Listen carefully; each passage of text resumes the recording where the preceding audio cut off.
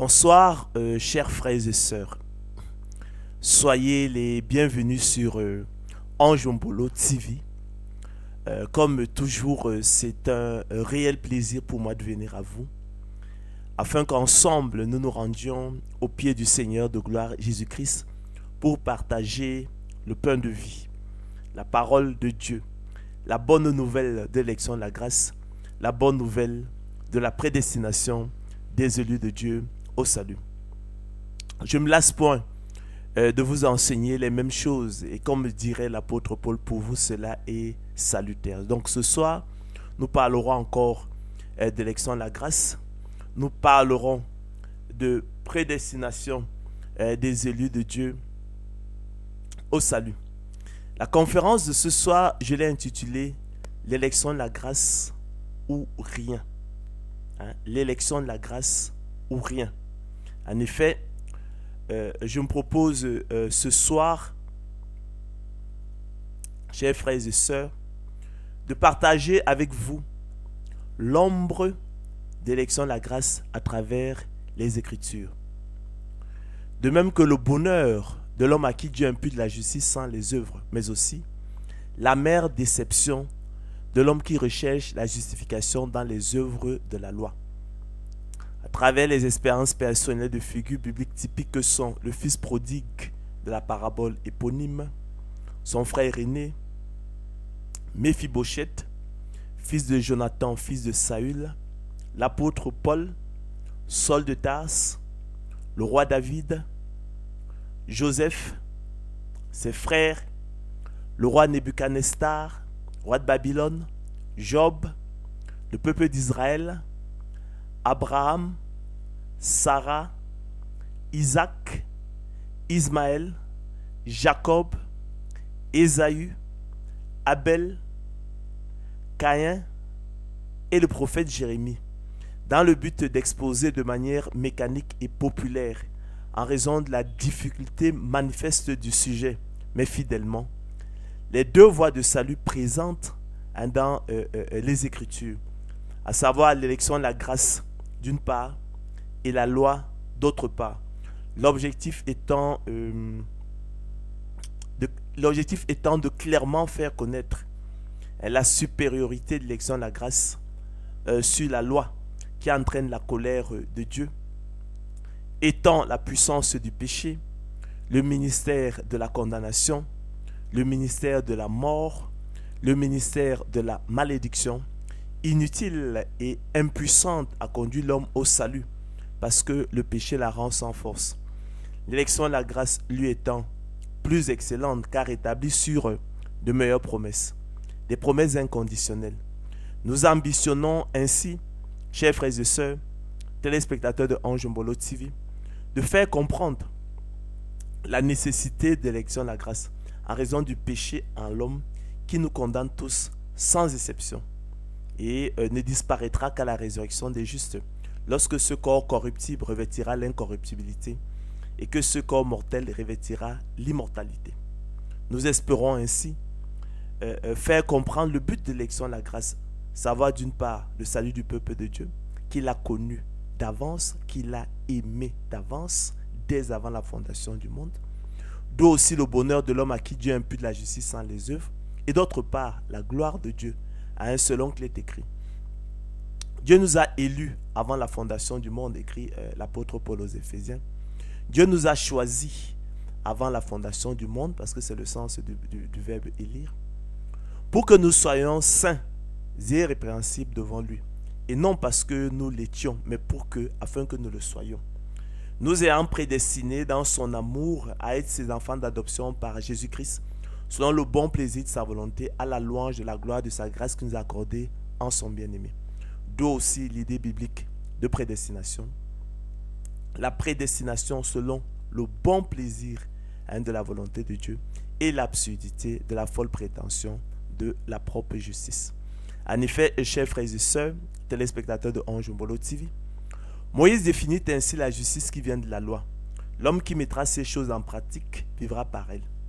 Or, que nul ne soit justifié devant Dieu par la loi, cela est évident, puisqu'il est dit, le juste vivra par la foi. Mais Voici comment parle l'élection de la grâce, qui s'oppose dialectiquement à la loi. À celui qui ne fait point d'œuvre, mais qui croit en celui qui justifie l'impie. Sa foi, autant marquée, qui ne vient pas de lui, mais est un don de Dieu, lui est imputée à justice. L'élection de la grâce de là devant clairement être entendue comme l'imputation à l'homme par Dieu de la justice sans les œuvres, selon qu'il est écrit. De même aussi, écrit l'apôtre Paul, dans le temps présent, il y a un reste selon l'élection de la grâce. Romains 11:5. Or, si c'est par grâce, explique-t-il, ce n'est plus par les œuvres. Autrement, la grâce n'est plus une grâce. Et si c'est par les œuvres, ce n'est plus une grâce. Autrement, l'œuvre n'est plus une œuvre. Quoi donc? C'est qu'Israël cherche. Il n'a point obtenu, mais l'élection l'a obtenu. Pourquoi? Afin que le dessein de l'élection de Dieu subsista sans dépendre des œuvres et par la seule volonté de celui qui appelle. Car, explique-t-il à Timothée, Dieu nous a sauvés, élus de Dieu, et nous a adressé une sainte vocation, non à cause de nos œuvres, mais selon son propre dessein, et selon la grâce qui nous a été donnée en Jésus-Christ avant les temps éternels. Il nous a sauvés, élus de Dieu, écrit-il à Tite, non à cause des œuvres de justice que nous aurons faites, mais selon sa miséricorde, par la nouvelle naissance opérée par le Saint-Esprit qu'il a répandu sur nous avec abondance par Jésus-Christ notre Sauveur, afin que, justifiés par sa grâce, nous devenions en espérance, héritiers de la vie éternelle. Cette parole est certaine, dit-il, et je veux que tu affirmes ces choses, écrit-il à Tite, afin que ceux qui ont cru en Dieu s'appliquent à pratiquer de bonnes œuvres. De même, chers frères et sœurs, téléspectateurs de Ange Ombolo TV, David exprime le bonheur de l'homme à qui Dieu impute la justice sans les œuvres. Heureux ceux dont les iniquités sont pardonnées et dont les péchés sont couverts. Heureux l'homme à qui le Seigneur n'impute pas son péché. Or, à celui qui fait une œuvre, chers frères et sœurs, le salaire est imputé, non comme une grâce, mais comme une chose due. Et à celui qui ne fait point d'œuvre, mais qui croit en celui qui justifie l'impie, sa foi lui est imputée à justice. Il convenait en effet, chers frères et sœurs, de fermer la bouche une fois pour toutes aux apôtres de l'évangile de la gloire de l'homme, vains discoureurs et séducteurs qui par esprit de dispute sont rebelles à la vérité, obéissent à l'injustice, retiennent injustement la vérité captive, ont changé la vérité de Dieu en mensonge, sa grâce en dissolution, lui discute sa gloire, qui ne partagera pourtant, vous le savez, avec personne, bouleverse l'Église, enseignant pour un gain honteux ce qu'on ne doit pas enseigner, s'attachant à des fables judaïques et à des contes profanes et absurdes, et à des commandements d'hommes qui se détournent de la vérité, faisant profession de connaître Dieu, mais le reniant par leurs œuvres, étant abominables, rebelles et incapables d'aucune bonne œuvre. Apôtres de l'évangile de la gloire de l'homme, image de la folle prétention de la propre justice au travers des œuvres de la loi, ces gens-là sont des ennemis acharnés et haineux de l'évangile de la gloire de Christ, manifestés par eux, l'élection de la grâce et la prédestination des élus de Dieu au salut, reflet de la bonté de Dieu, mais aussi de l'indignité de l'homme. En effet, chers frères et sœurs, plutôt que de célébrer, de se réjouir de la bonté, de la miséricorde et de l'amour de Dieu manifesté par l'élection de la grâce et la prédestination des élus de Dieu au salut, lesquels imputent à l'homme la justice sans les œuvres. Les apôtres de l'évangile de la gloire de l'homme rejettent aveuglement l'élection de la grâce et la prédestination des élus de Dieu au salut, les accusant fallacieusement d'être un horrible décret déshonorant Dieu, et le dépeignant sous des traits plus hideux que le diable même, voulant ainsi, comme si la loi constituait une option plus excellente, elle qui n'est ni moins ni plus que le ministère de la condamnation, le ministère de la mort, le ministère de la malédiction, ignorer l'inaccessibilité du salut à l'homme en dehors de l'élection de la grâce, qui, nous ne le dirons jamais assez, n'est pas un plan de condamnation comme la loi, mais bien plutôt de miséricorde divine, selon qu'il est écrit. Je fais grâce à qui je fais grâce, et miséricorde à qui je fais miséricorde. Je ferai miséricorde à qui je fais miséricorde, et j'aurai compassion de qui j'ai compassion. À cet égard, chers frères et sœurs, Relevons que l'élection de la grâce ne dit aucunement je condamnerai qui je condamnerai, tant pis, avec le risque bien réel de condamner même l'innocent. Mais il est plutôt écrit je fais grâce à qui je fais grâce et miséricorde à qui je fais miséricorde. Exode 33, 19.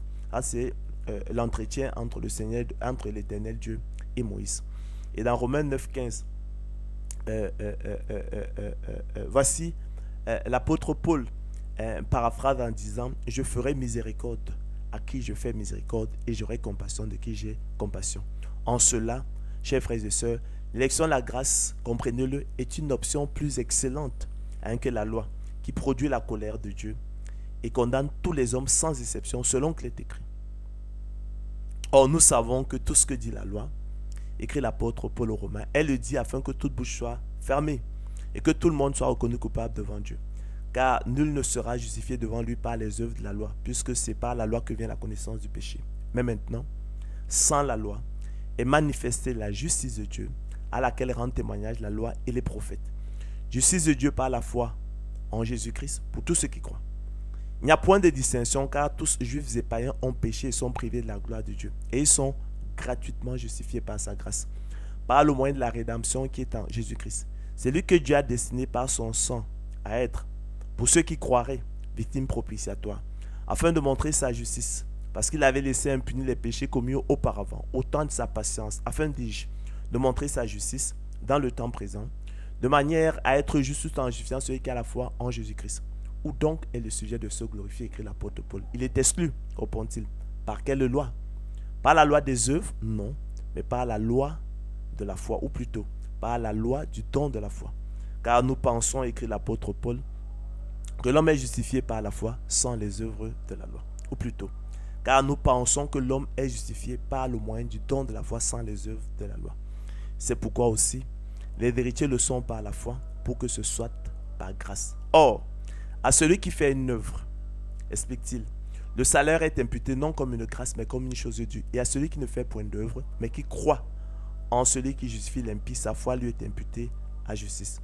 Car si les héritiers le sont par la loi, la foi est vaine et la promesse inconditionnelle est anéantie. Parce que la loi produit la colère de Dieu, nous l'avons dit, et que là où il n'y a point de loi, il n'y a point non plus de transgression, il n'y a point non plus de condamnation. Chers frères et sœurs, téléspectateurs de Anjombolo TV, ayant donc au moyen de l'élection de la grâce et de la prédestination une telle espérance sûre et solide, qui procède de la miséricorde divine et constitue donc un acte d'amour, en comparaison de la colère de Dieu que produit la loi qui nous condamne tous, inutile et impuissante à conduire l'homme au salut parce que le péché la rend sans force. Comment ne pas être euphorique et ne pas se réjouir avec le fils prodigue de la parabole éponyme, type des élus de Dieu, lequel, en dépit de son indignité, fut, à son retour à la maison paternelle, accueilli avec faste par son père, type du Père céleste, qui, ému de compassion, courut se jeter à son cou et le baisa, ordonna qu'on lui mette la plus belle robe, un anneau au doigt, des souliers aux pieds, qu'on égorge le veau gras, qu'on le mange pour s'égayer et se réjouit du retour du fils prodigue à la maison paternelle, lui qui était mort et qui est revenu à la vie, lui qui était perdu et qui est retrouvé. Illustration parfaite du bonheur de l'homme à qui Dieu impute la justice sans les œuvres, selon qu'il est décrit. Nous sommes là dans Luc 15, versets 11 à 24. Alors, Jésus dit encore, un homme avait 2 fils. Le plus jeune dit à son père, mon père, donne-moi la part de bien qui doit me revenir. Et le père leur partagea son bien. Peu de jours après, le plus jeune fils ayant tout ramassé partit pour un pays éloigné, où il dissipa son bien en vivant dans la débauche. Lorsqu'il eut tout dépensé, une grande famine survint dans ce pays et il commença à se trouver dans le besoin. Il alla se mettre au service d'un des habitants du pays qui l'envoya dans ses champs garder les pourceaux. Il aurait bien voulu se rassasier des carouges que mangeaient les pourceaux, mais personne ne lui en donnait. Étant rentré en lui-même, il se dit, combien de mercenaires chez mon père ont du pain en abondance, et moi ici je meurs de faim. Je me lèverai, j'irai vers mon père et je lui dirai, mon père, j'ai péché contre le ciel et contre toi. Je ne suis plus digne d'être appelé ton fils. Traite-moi comme l'un de tes mercenaires. Et il se leva, nous dit le Seigneur Jésus-Christ, et alla vers son père. Comme il était encore loin, son père le vit et fut ému de compassion. Il courut se jeter à son cou et le baisa. Le fils lui dit, mon père, j'ai péché contre le ciel et contre toi. Je ne suis plus digne d'être appelé ton fils. Mais le père dit à ses serviteurs, apportez vite la plus belle robe et la revêtez. Mettez-lui un anneau au doigt et des souliers aux pieds. Amenez le veau gras et tuez-le. Mangeons et réjouissons-nous, car mon fils que voici était mort et il est revenu à la vie. Il était perdu et il est retrouvé. Et ils commencèrent à se réjouir. Écrit le Seigneur de gloire, explique le Seigneur de gloire Jésus-Christ. Chers frères et sœurs, téléspectateurs de Ange Mbolo TV, relevons que dans la parabole du fils prodigue, dont le titre, à juste titre, a souvent été critiqué, certains commentateurs bibliques lui préférant celui de la parabole du père qui aimait ses fils révoltés. L'homme qui avait 2 fils représente naturellement le Père céleste aimant et sauveur du monde dans sa maison. Le fils prodigue, tous ceux qui, comme les élus de Dieu, se découvrent perdus, malades, égarés, misérables, pécheurs, indignes et mendient en conséquence la miséricorde divine sous l'effet du don de la repentance qui, comme vous le savez, est un don de Dieu. Et le fils aîné, tous ceux qui, comme les pharisiens et les apôtres de l'évangile de la gloire de l'homme, de par leur respectabilité de façade, ignorant de leurs péchés, de leurs maladies, de leur impureté, de leur indignité, de leur misère, de leur aveuglement, de leur cécité, de leur besoin de repentance, s'abusant eux-mêmes, se considèrent bien portants, juste à leurs propres yeux, ne font aucun cas des autres et refusent la grâce de Dieu.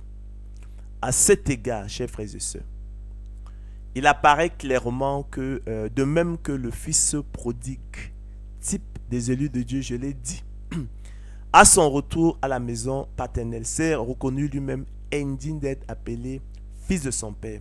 De même aussi, les élus de Dieu, au regard de leur vie d'impiété et d'iniquité, sont indignes d'être appelés enfants de Dieu et par eux-mêmes n'ont donc aucun mérite dans leur salut. Selon qu'il est écrit, étant rentré en lui-même, il se dit, combien de mercenaires chez mon père ont du pain en abondance et moi ici je meurs de faim. Je me lèverai, j'irai vers mon père et je lui dirai, mon père, j'ai péché contre le ciel et contre toi. Je ne suis plus digne d'être appelé ton fils. Traite-moi comme l'un de tes mercenaires. Et il se leva et alla vers son père. Comme il était encore loin, son père le vit et fut ému de compassion. Il courut se jeter à son cou et le baisa. Le fils lui dit, mon père, j'ai péché contre le ciel et contre toi. Je ne suis plus digne d'être appelé ton fils. L'indignité, chers frères et sœurs, des héritiers de Dieu s'accorde harmonieusement avec cette parole de l'Écriture selon qu'il est écrit. Considérez, frères, écrit l'apôtre Paul aux Corinthiens, que parmi vous qui avez été appelés, appel interne particulier et efficace de Dieu, il n'y a ni beaucoup de sages selon la chair, ni beaucoup de puissants, ni beaucoup de nobles. Mais Dieu a choisi les choses folles du monde pour confondre les sages. Dieu a choisi les choses faibles du monde pour confondre les fortes. Et Dieu a choisi les choses viles du monde et celles qu'on méprise, celles qui ne sont point, pour réduire à néant celles qui sont, afin que nulle chair ne se glorifie devant Dieu. Ainsi, ironisa le Seigneur de gloire Jésus-Christ. Ce ne sont pas ceux qui se portent bien qui ont besoin de médecins, mais les malades. Ce ne sont pas ceux qui se considèrent bien portants qui ont besoin de médecins, mais ceux qui se sont découverts malades. Allez et apprenez ce que signifie « je prends plaisir à la miséricorde et non au sacrifice ». Car je ne suis pas venu appeler des justes, mais des pécheurs. Car je ne suis pas venu appeler ceux qui se considèrent justes, mais ceux qui se sont découverts pécheurs. Puis, il ajouta, « Je suis venu dans ce monde pour un jugement, pour que ceux qui ne voient point voient, et que ceux qui voient deviennent aveugles. quelques pharisiens qui étaient avec lui, ayant entendu ces paroles, lui dirent, nous aussi sommes-nous aveugles? Jésus leur répondit, ah, si vous étiez aveugles, vous n'auriez pas de péché. Mais maintenant vous dites, nous voyons. C'est pour cela que votre péché subsiste. Si vous vous reconnaissiez malade, perdu, misérable pécheur, impur, indigne, vous n'auriez pas de péché. Mais maintenant vous dites, nous sommes bien portants, purs, sans péché net. Il n'y a point en nous d'iniquité. C'est pour cela que votre péché subsiste. D'accord? Donc l'indignité des héritiers de Dieu ne fait l'ombre d'aucun doute. C'est pourquoi ils ont grandement besoin que Dieu leur impute la justice sans les œuvres. Ils n'ont rien à présenter. Ils n'ont aucune œuvre recevable à présenter, acceptable par Dieu. Relevons cependant que le bonheur du Fils prodigue, type des élus de Dieu, recevant de son Père aimant, type du Père céleste, infiniment au-delà de tout ce qu'il demandait et pensait. Lui qui, dans son indignité, demandait la place de mercenaire et qui reçut celle de fils. Lui qui ne fit point d'œuvre, mais crut en celui qui justifie l'impie, s'étant présenté dans sa nudité, couvert de haillons, les pieds nus, méprisable, indigne, misérable, les mains vides, sans œuvre recevable à présenter. Contraste avec la colère, la tristesse, la frustration et l'amère déception du fils aîné qui, dans sa présomption, multiplia des œuvres afin que le salaire lui soit imputé, non comme une grâce, mais comme une chose due, selon qu'il est écrit. Or, dit le Seigneur Jésus-Christ, le fils aîné était dans les champs. Donc, pendant que le fils prodigue, son frère cadet, dilapidait, dissipait le bien de leur père, lui, il était à l'œuvre. Il était à la tâche. Lorsqu'il revint et approcha de la maison, il entendit la musique et les danses. Il appela un des serviteurs et lui demanda ce que c'était. Ce serviteur lui dit, ton frère est de retour. Et parce qu'il a retrouvé en bonne santé, ton père a tué le veau gras. Il se mit en colère, explique le Seigneur Jésus-Christ, et ne voulut pas entrer. Son père sortit et le pria d'entrer. Mais il répondit à son père, voici, il y a tant d'années que je te sers sans avoir jamais transgressé tes ordres. Et jamais tu ne m'as donné un chevreau pour que je me réjouisse avec mes amis. Et quand ton fils est arrivé, celui qui a mangé ton bien avec des prostituées, c'est pour lui que tu as tué le veau gras. Mon enfant, lui dit le père, tu es toujours avec moi et tout ce que j'ai est à toi. Mais il fallait bien s'égayer et se réjouir parce que ton frère que voici était mort et qu'il est revenu à la vie, parce qu'il était perdu et qu'il est retrouvé. Que dirons-nous donc, chers frères et sœurs? Le fils prodigue, type des élus de Dieu, qui ne cherchait pas la justice en s'éloignant du Père, dans sa révolte ouverte, a obtenu la justice qui vient de la foi, tandis que le fils aîné, qui cherchait une loi de justice, n'est pas parvenu à cette loi. Pourquoi? Parce que le fils aîné l'a cherché, non pas à la foi, mais comme provenant des œuvres. Il s'est heurté contre la pierre d'achoppement selon qu'il est écrit. Voici, je mets en Sion une pierre d'achoppement et un rocher de scandale. Et celui qui croit en lui ne sera point confus. Frères, téléspectateurs de Ange Mbolo TV, le vœu de mon cœur et ma prière à Dieu pour le fils aîné, c'est qu'il soit sauvé. Et que de même que le fils prodigue a autrefois désobéi, et que par la grâce souveraine et inconditionnelle de Dieu, il a maintenant obtenu miséricorde, que de même, le fils aîné est maintenant désobéi, afin que par la miséricorde qui a été faite au fils prodigue, il obtienne aussi miséricorde. Ça devrait être notre espérance à tous. Se réjouir de la grâce, de la bonté du Père Céleste, en espérant que cette bonté-là, qui a couvert, ôté les peines du péché du fils prodigue, s'exerce également sur nous, et que par elle, nos propres péchés soient aussi couverts, et qu'ainsi, nous soyons sauvés.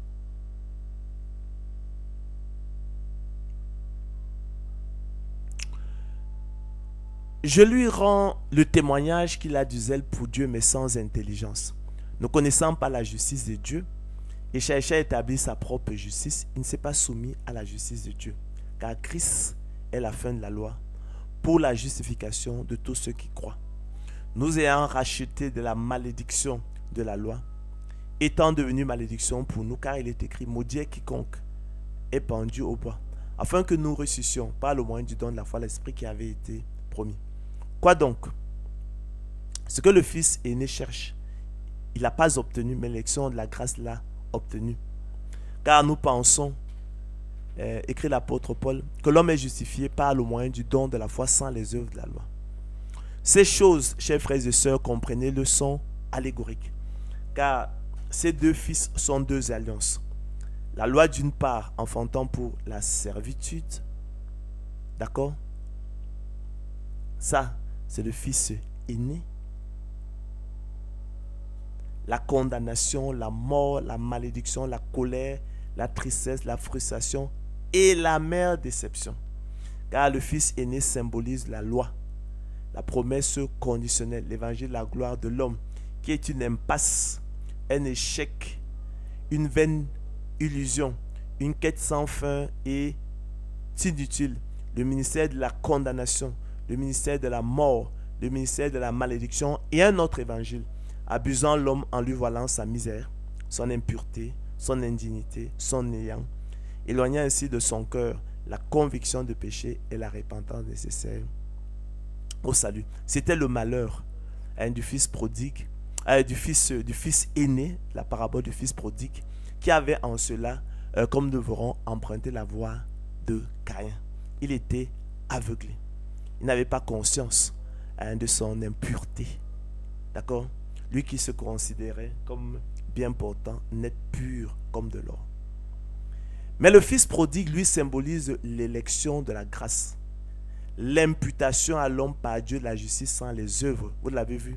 Il s'est présenté au Père dans sa nudité. D'accord? Dans son indignité. Les mains vides, n'avaient rien à offrir.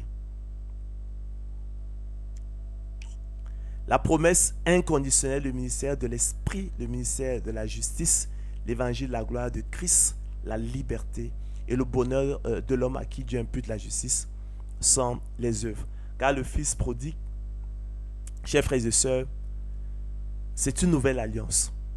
Non de la lettre, comme la loi, écrite sur des pierres, mais de l'esprit. Car la lettre tue, mais l'esprit vivifie. Or, écrit l'apôtre Paul, si le ministère de la mort, gravé avec des lettres sur des pierres, il parle de la loi, a été glorieux, au point que les fils d'Israël ne pouvaient fixer les regards sur le visage de Moïse à cause de la gloire de son visage, bien que cette gloire fût passagère. Combien le ministère de l'esprit ne sera-t-il pas plus glorieux? Si le ministère de la condamnation a été glorieux, le ministère de la justice est de beaucoup supérieur en gloire. Et sous ce rapport, ce qui a été glorieux, écrit l'apôtre Paul, ne l'a point été à cause de cette gloire qui lui est supérieure. En effet, si ce qui était passager a été glorieux, ce qui est permanent est bien plus glorieux. Ayant donc cette espérance, écrit l'apôtre Paul, nous usons d'une grande liberté. Et nous ne faisons pas comme Moïse, d'accord, qui mettait un voile sur son visage pour que les fils d'Israël ne fixassent pas les regards sur la fin de ce qui était passager. Mais ils sont devenus durs d'entendement. Car jusqu'à ce jour, le même voile demeure quand ils font la lecture des Écritures. Et ils ne se lèvent pas parce que c'est en Christ qu'il disparaît. Jusqu'à ce jour, lorsque les apôtres de l'Évangile, la gloire de l'homme, lisent les Écritures, un voile est jeté sur leur cœur. Mais lorsque les cœurs se convertissent au Seigneur, le voile est ôté. Or, le Seigneur, c'est l'Esprit. Et là où est l'Esprit du Seigneur, là est la liberté. Nous tous qui, le visage découvert, contemplons comme dans un miroir la gloire du Seigneur, nous sommes transformés à la même image, de gloire en gloire, comme par le Seigneur, l'Esprit. C'est pourquoi, ayant ce ministère, écrit l'apôtre Paul, selon la miséricorde qui nous a été faite, nous ne perdons pas courage. Nous rejetons les choses honteuses qui se font en secret. Nous n'avons point une conduite astucieuse et nous n'altérons point la parole de Dieu. Nous ne la mélangeons pas. Nous ne mélangeons pas la grâce et la loi, les œuvres et la foi. Mais en publiant la vérité, nous nous recommandons à toute conscience d'homme devant Dieu. Si notre évangile est encore voilé, écrit l'apôtre Paul, il est voilé pour ceux qui périssent, pour les incrédules, dont le Dieu de ce siècle a aveuglé l'intelligence, afin qu'ils ne vissent pas briller la splendeur, l'évangile, la gloire de Christ, qui est l'image de Dieu. On ne peut effectivement pas comprendre qu'on veuille mettre en balance une promesse conditionnelle et une promesse inconditionnelle. Ça n'a aucun sens. On ne peut pas comprendre qu'on veut mettre en balance la loi et l'élection de la grâce, c'est-à-dire l'imputation à l'homme par Dieu de la justice sans les œuvres. Ça n'a aucun sens. Ils sont aveuglés tout simplement. Pour quelqu'un qui a conscience de son indignité, il fait naturellement le choix de l'élection de la grâce. Il fait naturellement le choix de l'imputation à l'homme par Dieu la justice sans les œuvres. Parce que il est évident que nulle chair ne sera justifiée devant Dieu par les œuvres de la loi. D'accord? Nous ne sommes pas capables d'observer la loi. Ce n'est pas possible. Vous abusez vous-même, vous qui croyez pouvoir obtenir la justification par les œuvres de la loi. Nous ne nous prêchons pas nous-mêmes, mais c'est Jésus le Seigneur que nous prêchons. Et nous nous disons vos serviteurs à cause de Jésus. Car Dieu qui a dit, la lumière brillera du sein des ténèbres, a fait briller la lumière dans nos cœurs pour faire resplendir la connaissance de la gloire de Dieu sur la face de Christ. Nous portons ces trésors dans des vases de terre, afin que cette grande puissance soit attribuée à Dieu et non pas à nous. Chers frères et sœurs, téléspectateurs de Ange Mbolo TV, pour ceux d'entre vous qui connaissez l'Ancien Testament, l'histoire de Méphibosheth, la bienveillance de David à son égard, nous interrogeons. Le bonheur de l'homme à qui Dieu impute la justice sans les œuvres, n'est-il que pour le fils prodigue de la parabole éponyme? Ce bonheur n'est-il pas aussi celui de Méphibosheth, fils de Jonathan, fils de Saül, boiteux des 2 pieds, type par excellence des élus de Dieu, et envers qui le roi David, type du Père céleste, usa de la bonté de Dieu, non en raison d'une excellence particulière à Méphibosheth, dont l'handicap physique symbolise parfaitement l'indignité, mais à cause de Jonathan, son père et ami de David, selon qu'il est écrit. Nous sommes là, chers frères et sœurs, dans 2 Samuel 8, 15, 9 à 13, selon qu'il est écrit.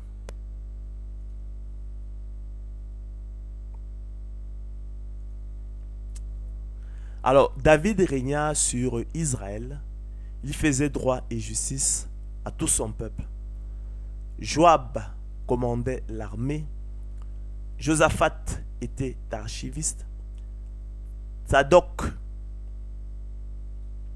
et Achimelech étaient sacrificateurs. Seraja était secrétaire.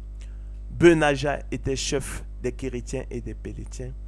Et les fils de David étaient ministres d'État. Tels étaient les hauts fonctionnaires de David. David dit, reste-t-il encore quelqu'un de la maison de Saül pour que je lui fasse du bien à cause de Jonathan? Il y avait un serviteur de la maison de Saül nommé Tsiba que l'on fit venir auprès de David. Le roi lui dit, es-tu Tsiba? Et il répondit, ton serviteur. Le roi dit, n'y a-t-il plus personne de la maison de Saül pour que j'use envers lui de la bonté de Dieu? Et Tsiba répondit au roi, y a encore un fils de Jonathan, perclus des pieds. Le roi lui dit, où est-il? Et Tsiba répondit au roi, il est dans la maison de Makir, fils d'Amiel, à Lodébar. Le roi David l'envoya chercher dans la maison de Makir, fils d'Amiel, à Lodébar. Et Méphibosheth, fils de Jonathan, fils de Saül, vint auprès de David, tomba sur sa face et se prosterna. David dit, Méphibosheth. Il répondit, voici ton serviteur. David lui dit, ne crains point, car je veux te faire du bien à cause de Jonathan, ton père. Je te rendrai toutes les terres de Saül, ton père, et tu mangeras toujours à ma table. Méphibosheth, chers frères et sœurs, se prosterna et dit, qu'est ton serviteur pour que tu regardes un chien mort tel que moi? Le roi appela Tsiba, serviteur de Saül, et lui dit, je donne au fils de ton maître tout ce qui appartenait à Saül et à toute sa maison. Tu cultiveras pour lui les terres, toi, tes fils et tes serviteurs, et tu feras les récoltes, afin que le fils de ton maître ait du pain à manger. Et Méphibosheth, fils de ton maître, mangera toujours à ma table. Or, Tsiba, chers frères et sœurs, avait 15 fils et 20 serviteurs. Il dit au roi, ton serviteur fera tout ce que le roi mon seigneur ordonne à son serviteur. Et Méphibosheth mangea à la table de David comme l'un des fils du roi. Méphibosheth avait un jeune fils nommé Mika, et tous ceux qui demeuraient dans la maison de Tsiba étaient serviteurs de Méphibosheth. Méphibosheth habitait à Jérusalem, car il mangeait toujours à la table du roi. Il était boiteux des 2 pieds. Chers frères et sœurs, dans ce récit de la bienveillance de David envers Méphibosheth, fils de Jonathan, fils de Saül, la table du roi représente le royaume de Dieu, souvent symbolisé par un repas, comme dans les cas de la parabole des noces et de la parabole des conviés. Le roi à table, prenant toujours son repas avec ses fils, représente le Père céleste dans son royaume avec ses enfants. Et les fils du roi, mangeant toujours à la table du roi, représentent les enfants de Dieu dans le royaume des cieux. Ainsi, Méphibosheth, type par excellence, je l'ai dit, des élus de Dieu, mangeant toujours à la table du roi comme l'un des fils du roi, lui qui n'avait rien pour plaire, il était perclus des pieds, et envers qui le roi David, type du Père céleste, usa de la bonté de Dieu, non à cause de Méphibosheth lui-même, mais à cause de Jonathan, son père et ami de David, est une autre illustration brillante du bonheur de l'homme à qui Dieu impute la justice sans les œuvres. À cet égard, relevons que l'étonnement de Méphibosheth, type par excellence des élus de Dieu, à l'annonce de la bonne nouvelle par le roi, type du Père céleste, est hautement significatif. Lui qui, pleinement conscient de son indignité de manger toujours à la table du roi, comme l'un des fils du roi, se regarda alors lui-même comme un chien mort, selon qu'il est écrit. Méphibosheth se prosterna et dit, qu'est ton serviteur pour que tu regardes un chien mort tel que moi? Chers frères et sœurs, téléspectateurs de Ange Mbolo TV, comme Méphibosheth, boiteux des 2 pieds, indigne de manger toujours à la table du roi, comme l'un des fils du roi, type par excellence des élus de Dieu, et envers qui le roi David, type du Père céleste, usa de la bonté de Dieu, non à cause d'un mérite particulier de Méphibosheth lui-même, mais selon son propre dessein, et au nom de son amitié avec Jonathan son père. De même aussi, chers frères et sœurs, les élus de Dieu, eux que le Père céleste adopte comme enfants dans sa famille en raison des seuls mérites de son Fils unique, le Seigneur de gloire Jésus-Christ, doivent-ils aussi, s'approchant du roi des cieux, tomber sur leur face et se prosterner, se regardant eux-mêmes comme des chiens morts, tels que Méphibosheth, sans aucun mérite, et envers lesquels l'Éternel use de sa grâce souveraine et inconditionnelle, selon le bon plaisir de sa volonté, son propre dessein, le conseil de sa volonté, sa miséricorde, à la louange de la gloire de sa grâce qu'il nous a accordée en son bien aimé.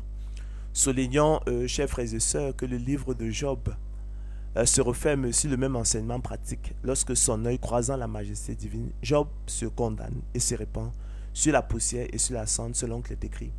Mon oreille avait entendu parler de toi, mais maintenant mon œil t'a vu. C'est pourquoi je me condamne et je me répands sur la poussière et sur la cendre. C'est pourquoi aussi, chers frères et sœurs, je vous exhorte tous à méditer personnellement sur cet enseignement capital relatif à votre rencontre avec la majesté divine. En ce jour-là, quelle sera votre attitude et votre comportement lorsque vous serez introduit dans la présence de la majesté divine? Lorsque votre œil croisera la majesté divine, grande par la force, par la justice, par le droit souverain, qui ne répond pas ni ne porte les regards sur aucun sage, aux yeux de qui tous les habitants de la terre ne sont que niens, qui agit comme il lui plaît avec l'armée des cieux et avec les habitants de la terre, à la main de qui personne ne résiste, à qui personne ne dit que fais-tu et que les hommes doivent donc craindre.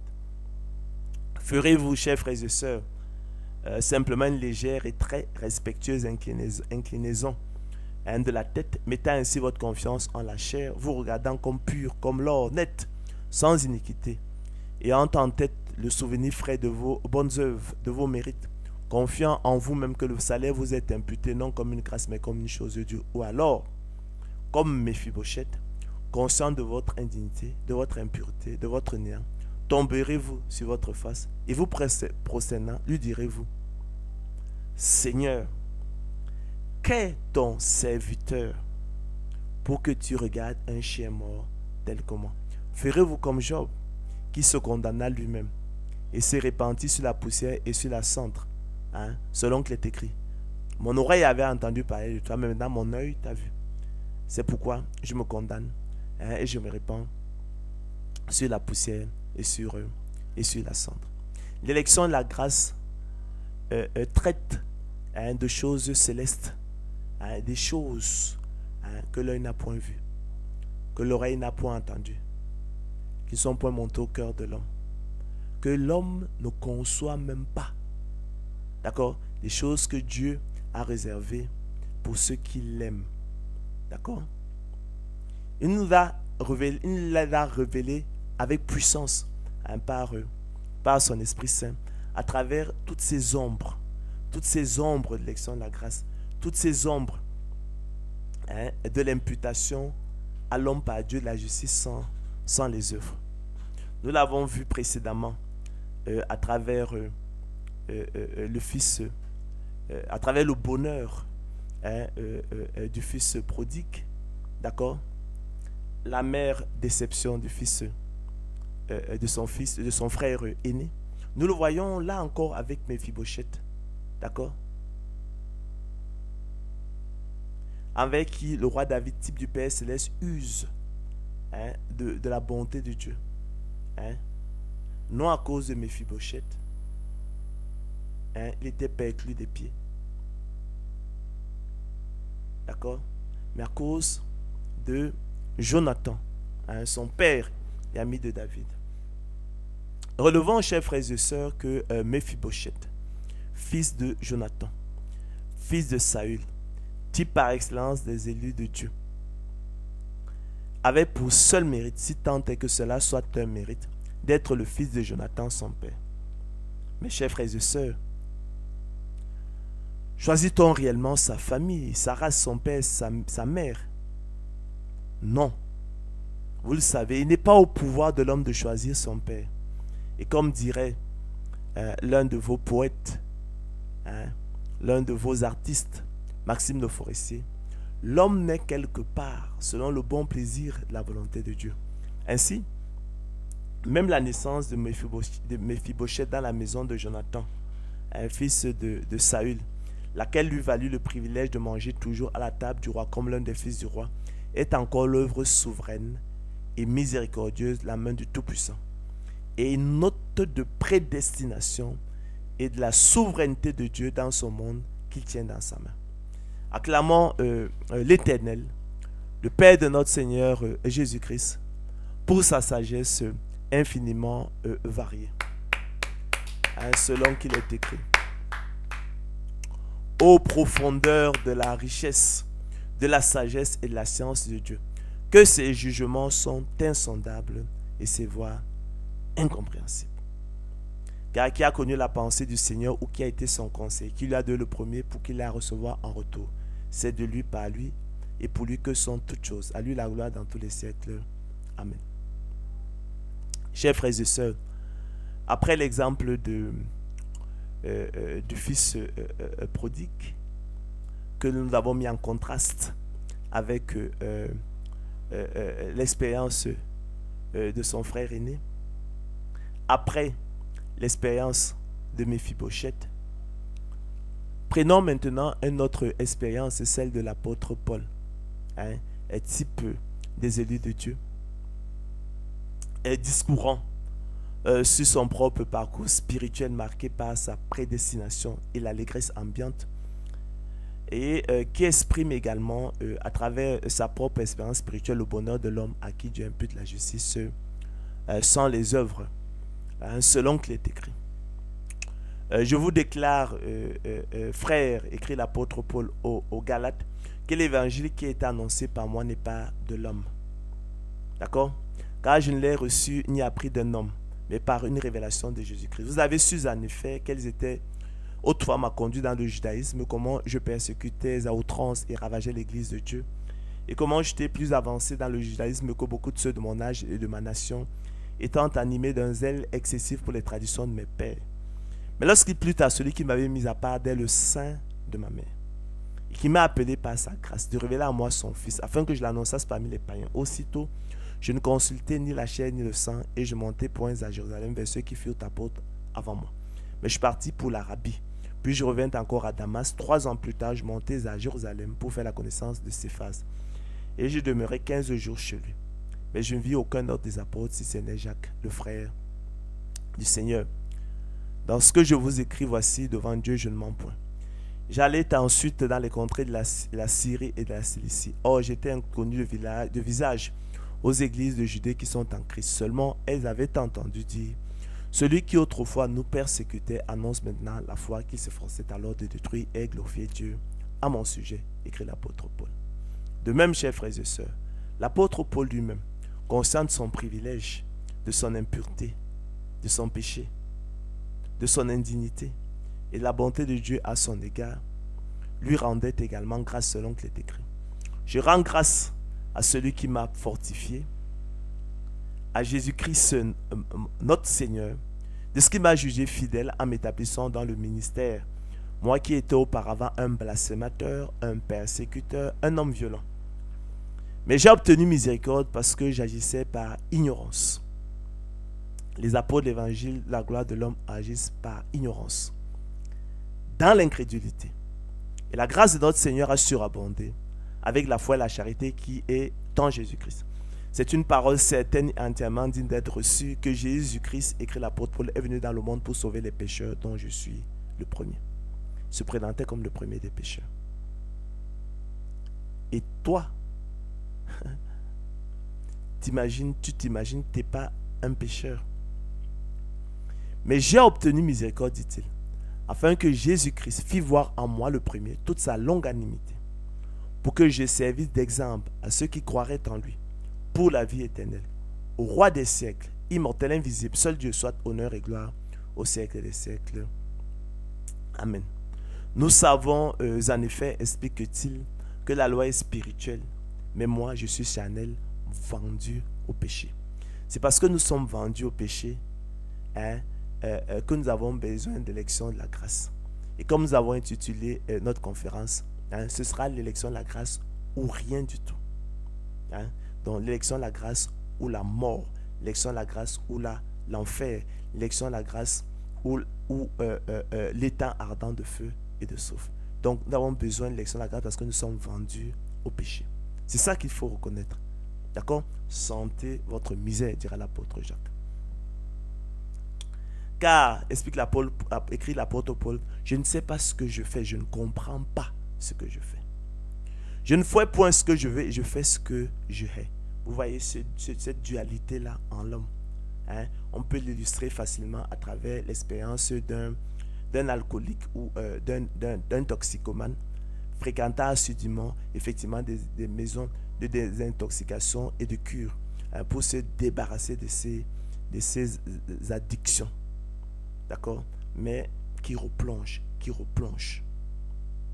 Or, si je fais ce que je ne veux pas, écrit l'apôtre Paul, je reconnais par là que la loi est bonne.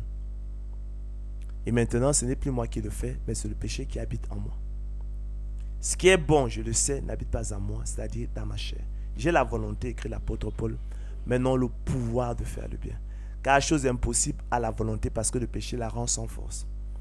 Car je ne fais pas le bien que je veux et je fais le mal que je ne veux pas. Telle est notre situation. Et si je fais ce que je ne veux pas, ce n'est plus moi qui le fais, c'est le péché qui habite en moi. Je trouve donc à moi cette loi. Quand je veux faire le bien, le mal est attaché à moi.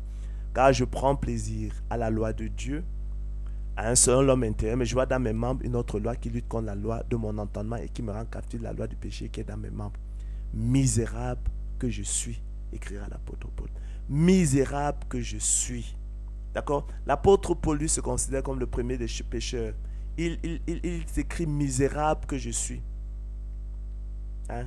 Et toi, tu oses dire, et vous osez dire, vous les apôtres de l'évangile, la gloire de l'homme, que vous êtes des hommes purs, que vous pouvez vous sauver par vos œuvres, par vos bonnes œuvres. Ça, c'est l'apôtre Paul qui parle. Ce n'est pas Saul de Tarse, c'est l'apôtre Paul, homme régénéré. Parce que ces propos ne peuvent être tenus que par un homme régénéré. Hein, selon qu'il est écrit, je prends plaisir à la loi de Dieu. Hein, la loi est bonne. Hein. L'homme animal ne peut pas tenir ses propos. Hein, selon qu'il est écrit, mais l'homme animal ne reçoit pas les choses de l'Esprit de Dieu. L'homme animal n'accepte pas les choses de l'Esprit de Dieu. L'homme animal refuse les choses de l'Esprit de Dieu. L'homme animal rejette les choses de l'Esprit de Dieu. Pourquoi? Car elles sont d'une folie pour lui. Et il ne peut les connaître, il ne peut les aimer parce que c'est spirituellement qu'on en juge. Lui qui est spirituellement mort. D'accord? Qui me délivrera du corps de cette mort, dira-t-il. Grâce soit rendue à Dieu par Jésus-Christ notre Seigneur. Donc l'élection de la grâce ou rien. L'élection de la grâce, comprenez-le bien, ou rien. L'imputation à l'homme par Dieu de la justice sans les œuvres ou rien. D'accord? En contraste donc, chers frères et sœurs, relevons également que l'abaissement et l'humiliation de Saul de Tarse sur la route de Damas illustrent aussi remarquablement, par contre, l'échec, l'angoisse, l'effroi, la peur, la crainte, la servitude, la violence, la colère, la tristesse, la frustration, la désillusion et la mère déception que produit la loi. Saul qui, dans son zèle excessif pour le judaïsme et les traditions de ses pères, son ignorance et son incrédulité, mettait sa confiance en la chair, recherchant avec zèle la justification dans les œuvres de la loi. Lui circoncis le 8e jour de la race d'Israël, la tribu de Benjamin, hébreu né d'hébreu. Quant à la loi pharisienne, quant aux zèles persécuteurs de l'Église, irréprochable à l'égard de la justice de la loi, et pour qui ces choses étaient des gains, respirant encore la menace et le meurtre contre les disciples du Seigneur, se rendant à Damas, muni de lettres du souverain sacrificateur, afin de faire le ménage dans les synagogues et d'amener liés à Jérusalem les partisans de l'élection de la grâce, cette nouvelle doctrine, hommes ou femmes, et qui fut repris, abaissé, humilié et jeté par terre lors de sa conversion à Christ et à l'élection de la grâce, selon qu'il est écrit. Saul, respirant encore la menace et le meurtre contre les disciples du Seigneur, se rendit chez le souverain sacrificateur et lui demanda des lettres pour les synagogues de Damas, afin que s'il trouva des partisans de la nouvelle doctrine, hommes ou femmes, il les amena liés à Jérusalem. Vous savez qu'il avait même approuvé le meurtre d'Étienne. Comme il était en chemin et qu'il approchait de Damas, tout à coup, une lumière venant du ciel resplendit autour de lui. Il tomba par terre et il entendit une voix qui lui disait: Saul, Saul, pourquoi me persécutes-tu? Il répondit: Qui es-tu, Seigneur? Et le Seigneur lui dit: Je suis Jésus que tu persécutes. Il te sera dur de regimber contre les aiguillons. Tremblant et saisi d'effroi, il dit: Seigneur, que veux-tu que je fasse? Et le Seigneur lui dit: Lève-toi, entre dans la ville et on te dira ce que tu dois faire. Les hommes qui l'accompagnaient demeurèrent stupéfaits. Ils entendaient bien la voix, mais ils ne voyaient personne. Saul se releva de terre, et quoique ses yeux fussent ouverts, il ne voyait rien. On le prit par la main et on le conduisit à Damas. Il resta 3 jours sans voir et ne mangea ni ne but. Or, chers frères et sœurs, il y avait à Damas un disciple nommé Ananias. Le Seigneur lui dit dans une vision: Ananias, et il répondit: Me voici, Seigneur. Le Seigneur lui dit: Lève-toi, va dans la rue qu'on appelle à droite et cherche dans la maison de Judas un nommé Saul de Tarse. Car il prit et il a vu en vision un homme du nom d'Ananias qui entrait et qui lui imposait les mains afin qu'il recouvrât la vue. Ananias répondit: Seigneur, j'ai appris de plusieurs personnes tous les maux que cet homme a fait à tes saints dans Jérusalem. Et il a ici des pouvoirs de la part des principaux sacrificateurs pour lier tous ceux qui invoquent ton nom. Mais le Seigneur lui dit, va, car cet homme est un instrument que j'ai choisi dès avant la fondation du monde pour porter mon nom devant les nations, devant les rois et devant les fils d'Israël. Et je lui montrai tout ce qu'il doit souffrir pour mon nom. Ananias sortit, et lorsqu'il fut arrivé dans la maison, il imposa les mains à Saul en disant, Saul mon frère, le Seigneur Jésus qui t'est apparu sur le chemin par lequel tu venais m'a envoyé pour que tu recouvres la vue et que tu sois rempli du Saint-Esprit. Au même instant, il tomba de ses yeux comme des écailles et il recouvra la vue. Il se leva et fut baptisé. Après qu'il eut pris de la nourriture, ses forces lui revinrent. Saul resta quelques jours avec les disciples qui étaient à Damas, et aussitôt il prêcha dans les synagogues que Jésus est le Fils de Dieu. Tous ceux qui l'entendaient étaient dans l'étonnement et disaient, n'est-ce pas celui qui persécutait à Jérusalem ceux qui invoquent ce nom, et n'est-il pas venu ici pour les amener liés devant les principaux sacrificateurs?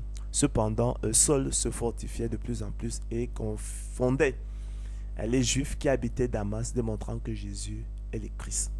Ces choses, nous le dirons jamais assez, chers frères et sœurs, sont allégoriques. Et Saul de Tarse symbolise la loi, la promesse conditionnelle, l'évangile de la gloire de l'homme, le ministère de la condamnation, le ministère de la mort, le ministère de la malédiction et un autre évangile, enfantant pour l'échec, nous l'avons vu, la condamnation, la mort, la malédiction, l'angoisse, l'effroi, la peur, la crainte, la servitude, la violence, la colère, la tristesse, la frustration, la désillusion et la mère déception. Mais l'apôtre Paul lui symbolise l'élection de la grâce, l'imputation à l'homme par Dieu de la justice sans les œuvres, la promesse inconditionnelle. Le ministère de l'Esprit, le ministère de la justice, l'évangile de la gloire de Christ, la liberté et le bonheur de l'homme à qui Dieu impute la justice sans les œuvres. En cela, l'apôtre Paul est semblable à Abel, nous le verrons. Il est semblable à Méphibosheth. Il se considérait comme le premier des pécheurs. Misérable que je suis, dira-t-il. Il est semblable au fils prodigue. D'accord? Et leur bonheur est celui. Et leur bonheur est celui des hommes à qui Dieu impute la justice sans les œuvres dans le cadre d'élection de la grâce. Poursuivons avec les ombres de l'élection de la grâce à travers les Écritures pour évoquer le cas de David, type des élus de Dieu lui aussi. Il était né dans l'iniquité, vous le savez, sa mère l'avait conçu dans le péché. David, croulant sous le fardeau pesant de ses iniquités, et qui vit la peine de son péché effacée, et qui exprime donc lui également le bonheur de l'homme à qui Dieu impute la justice sans les œuvres, selon qu'il est écrit. Heureux ceux dont les iniquités sont pardonnées et dont les péchés sont couverts. Heureux l'homme à qui le Seigneur n'impute pas son péché. D'accord? Ce sera ça, l'élection de la grâce ou rien. Car mes iniquités, dit-il, s'élèvent au-dessus de ma tête. C'est de ça qu'il est question. D'accord? Vendu au péché, noyé dans le péché. Nous d'autres qui buvons l'iniquité comme l'eau. Donc, mes iniquités, avoue-t-il, s'élèvent au-dessus de ma tête comme un lourd fardeau. Elles sont trop pesantes pour moi. Mes plaies sont infectes et purulentes par l'effet de ma folie. Je suis courbé, abattu au dernier point. Tout le jour, je marche dans la tristesse, car un mal brûlant dévore mes entrailles. Il n'y a rien de sain dans ma chair. Je suis sans force, entièrement brisé. Le trouble de mon cœur m'arrache des gémissements. Seigneur, tous mes désirs sont devant toi et mes soupirs ne te sont point cachés. Mon cœur est agité, ma force m'abandonne et la lumière de mes yeux n'est plus même avec moi. Car je reconnais mon iniquité. Je suis dans la crainte à cause de mon péché. D'accord? Il ne pouvait pas imaginer que son salaire lui serait imputé comme une chose due. Il irait directement en enfer. D'accord? C'est pourquoi il sollicitait de l'Éternel il sollicitait de Dieu que Dieu lui impute la justice sans les œuvres. D'accord? C'est l'élection de la grâce ou rien. Comprenez cela. N'entre pas en jugement avec ton serviteur, n'entre pas en jugement avec moi, écrit le roi David, écrit David, car aucun vivant n'est juste devant toi. Il faut bien le comprendre. Toute notre injustice est à ses yeux comme un vêtement souillé. Heureux celui à qui la transgression est remise, à qui le péché est pardonné. Heureux l'homme à qui l'Éternel n'impute pas d'iniquité.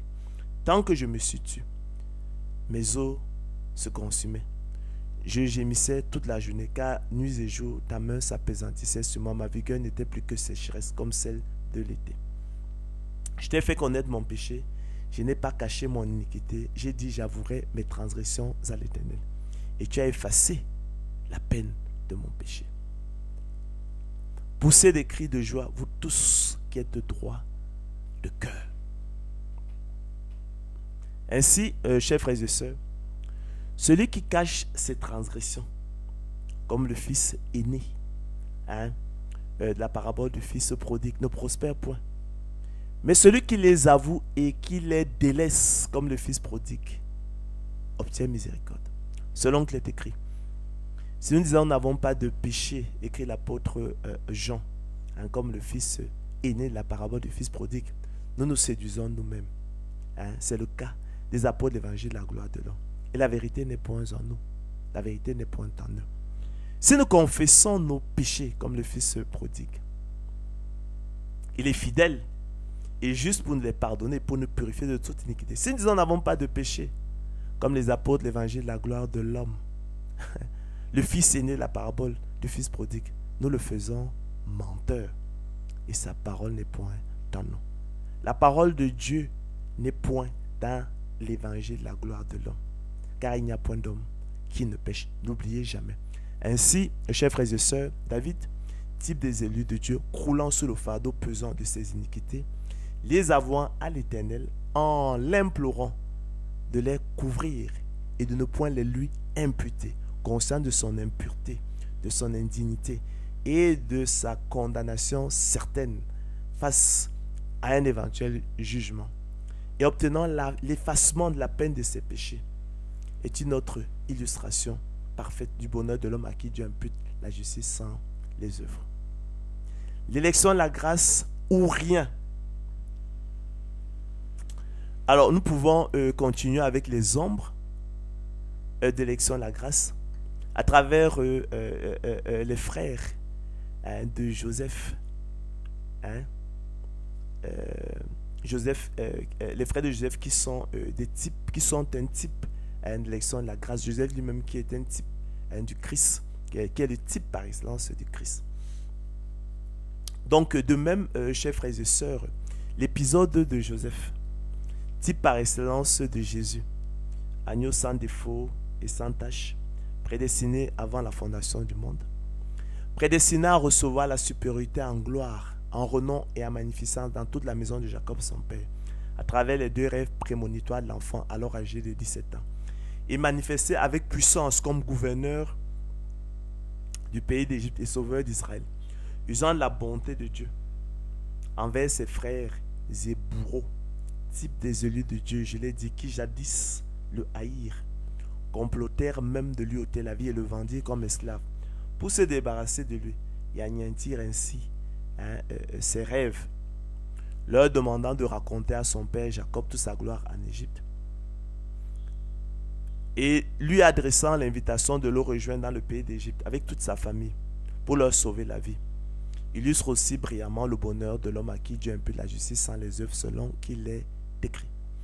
Les patriarches, jaloux de Joseph, le vendirent pour être emmené en Égypte. Mais Dieu fut avec lui et le délivra de toutes ses tribulations. Il lui donna de la sagesse et lui fit trouver grâce devant Pharaon, roi d'Égypte, qu'il établit gouverneur d'Égypte et de toute sa maison. Il survint une famine dans tout le pays d'Égypte et dans celui de Canaan. La détresse était grande et nos pères ne trouvaient pas de quoi se nourrir. Jacob apprit qu'il y avait du blé en Égypte et il y envoya nos pères une première fois. Et la seconde fois, Joseph se révéla à ses frères. Puis Joseph envoya chercher son père Jacob et toute sa famille composée de 75 personnes, selon qu'il est écrit. Joseph dit à ses frères, je suis Joseph, votre frère, que vous avez vendu pour être mené en Égypte. Maintenant, ne vous affligez pas et ne soyez pas fâchés de m'avoir vendu pour être conduit ici, car c'est pour vous sauver la vie que Dieu m'a envoyé devant vous. Voilà 2 ans que la famine est dans le pays, et pendant 5 années encore, il n'y aura ni labour ni moisson. Dieu m'a envoyé devant vous pour vous faire subsister dans le pays et pour vous faire vivre par une grande délivrance. Ce n'est donc pas vous qui m'avez envoyé ici, mais c'est Dieu. Il m'a établi père de Pharaon, maître de toute sa maison et gouverneur de tout le pays d'Égypte. Hâtez-vous de remonter auprès de mon père et vous lui direz, ainsi a parlé ton fils Joseph. Dieu m'a établi seigneur de toute l'Égypte. Descends vers moi, ne tarde pas. Tu habiteras dans le pays de Goshen et tu seras près de moi. Toi, tes fils et les fils de tes fils, tes brebis et tes bœufs et tout ce qui est à toi. Là, je te nourrirai, car il y aura encore 5 années de famine, et ainsi tu ne périras point, toi, ta maison et tout ce qui est à toi. Vous voyez de vos yeux, et mon frère Benjamin voit de ses yeux que c'est moi-même qui vous parle. Racontez à mon père toute ma gloire en Égypte et tout ce que vous avez vu, et vous ferez descendre ici mon père au plus tôt.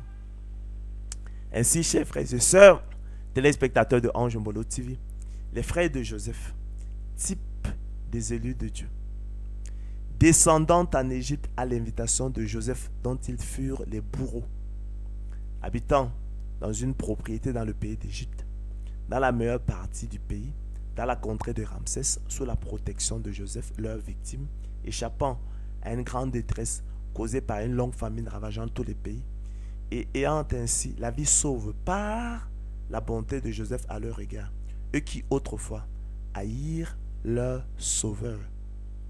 Type par excellence du Christ, complotèrent de lui ôter la vie et le vendirent comme esclave, est une autre illustration remarquable du bonheur de l'homme à qui Dieu impute la justice sans les œuvres. À cet égard, il ne faut pas oublier d'où nous venons. D'accord? Nous sommes un jour passés par la repentance qui est un don de Dieu. Mais avant cela, nous tournions le dos au Seigneur Jésus-Christ. D'accord? Comme effectivement les frères de Joseph, effectivement, qui complotèrent dans le passé de lui ôter la vie. D'accord?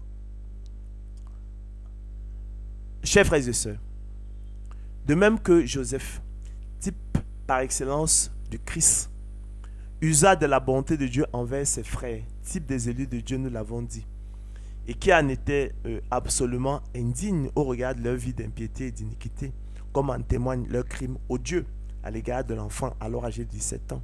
De même aussi, le Père Céleste use de sa bonté envers ses élus, qui en sont également absolument indignes au regard de leur vie d'impiété et d'iniquité. Nous l'avons clairement mentionné dans l'épître, la première épître de Paul aux Corinthiens, lorsque effectivement l'apôtre Paul rappelle que parmi vous qui avez été appelés, il n'y a ni beaucoup de nobles, il n'y a ni beaucoup de puissants, mais Dieu a choisi les choses folles du monde pour mépriser celles qui sont. Il a choisi les choses folles du monde pour mépriser celles qui sont. Il a choisi les choses viles, les faibles, pour mépriser effectivement celles qui sont, afin que nul chair ne se glorifie devant Dieu. À cet égard, relevons également que Joseph lui-même, type à cette fois-ci des élus de Dieu, heureux de toute sa gloire finale en Égypte, sauveur d'Israël, réalisant contre son gré le dessein arrêté d'avance par Dieu, et qui lui fut révélé avec puissance à l'âge de 17 ans, à travers 2 songes prémonitoires de l'enfant, qui vécut l'arrachement de la maison paternelle comme un enlèvement et un vol, demandant avec angoisse événement à ses frères jaloux, sanguinaires et haineux de lui faire grâce, mais qui ne l'écoutèrent point, mais le vendirent comme esclave à des Ismaélites qui l'amenèrent en Égypte contre son gré. Illustre également parfaitement le bonheur de l'homme à qui Dieu impute la justice sans les œuvres. J'espère que vous comprenez aussi ce volet-là de Joseph à qui Dieu impute à la vérité la justice sans les œuvres. Hein? Aujourd'hui, il est gouverneur d'Égypte, mais il n'a jamais voulu aller en Égypte. Il a supplié avec angoisse, et vainement ses frères de lui faire grâce. D'accord? Il a vécu l'arrachement de la maison paternelle comme un enlèvement et un vol. D'accord? Il a été vendu à des Ismaélites qui l'amenèrent en Égypte contre son gré. Ce n'était pas son projet. Voyez-vous? S'il avait la possibilité, s'il avait le choix de ne pas suivre les Ismaélites, il aurait fait. Lui qui a supplié ses frères de lui faire grâce. D'accord? Donc, il n'est pas parvenu au sommet. Il n'est ni arrivé en Égypte, ni parvenu au sommet de l'échelle sociale en raison d'une excellence particulière en lui. Non. C'était selon le propre dessein de Dieu qui avait pour lui des projets. Ce n'est pas le lieu, effectivement, de rentrer en détail sur ces choses-là. Sinon, on s'écarterait. Ce serait des digressions qui nous écarteraient de notre sujet. Nous pouvons prendre un autre exemple, celui de Nebuchadnezzar, roi de Babylone, qui lui également était un type des élus de Dieu, louant, exaltant et glorifiant le roi des cieux. Après son humiliation et son repentir, le Très-Haut, après le temps marqué, lui a rendu la gloire de son royaume, la magnificence et sa magnificence et sa splendeur. Et dont l'expérience illustre également parfaitement le bonheur de l'homme à qui Dieu impute la justice sans les œuvres, selon qu'il est décrit. Nous sommes dans le livre du roi, nous sommes dans le livre de Daniel, au chapitre 4. Nous allons aller au pas de course pour accélérer. Nebuchadnezzar, roi à tous les peuples, aux nations, aux hommes de toute langue qui habitent sur toute la terre, que la paix vous soit donnée avec abondance. Il m'a semblé bon de faire connaître, écrit Nebuchadnezzar, les signes et les prodiges que le Dieu suprême a opérés à mon égard, que ces signes sont grands, que ces prodiges sont puissants. Son règne était un règne éternel et sa domination suivie de génération en génération. Moi, Nebuchadnezzar, je vivais tranquille dans ma maison, et heureux dans mon palais, dit-il. Chers frères et sœurs, comme le roi Nebuchadnezzar se promenait dans le palais royal à Babylone, le roi prit la parole et dit: n'est-ce pas ici Babylone la grande que j'ai bâtie comme résidence royale par la puissance de ma force et pour la gloire de ma magnificence? La parole était encore dans la bouche du roi qu'une voix descendit du ciel.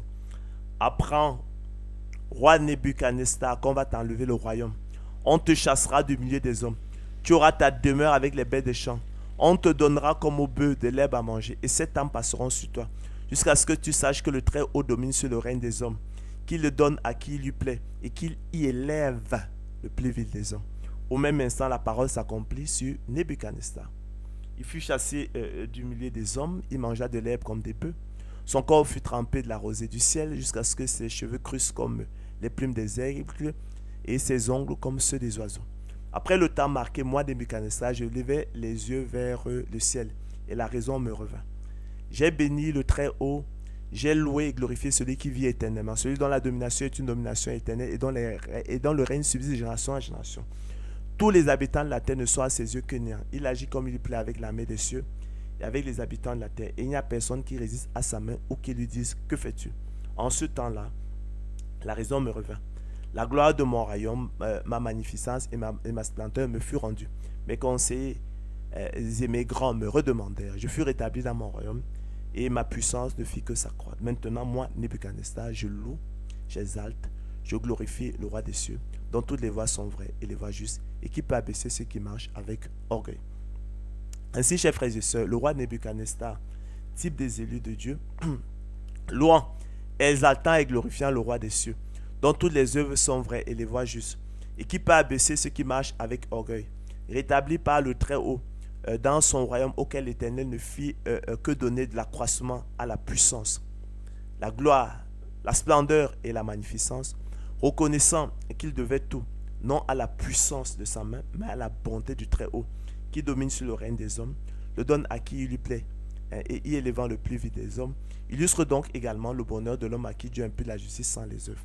En contraste, relevons que l'abaissement et l'humiliation temporaire de Nebuchadnezzar pendant 7 ans illustrent également parfaitement par contre la tristesse, la désillusion et l'amère déception que produit la loi.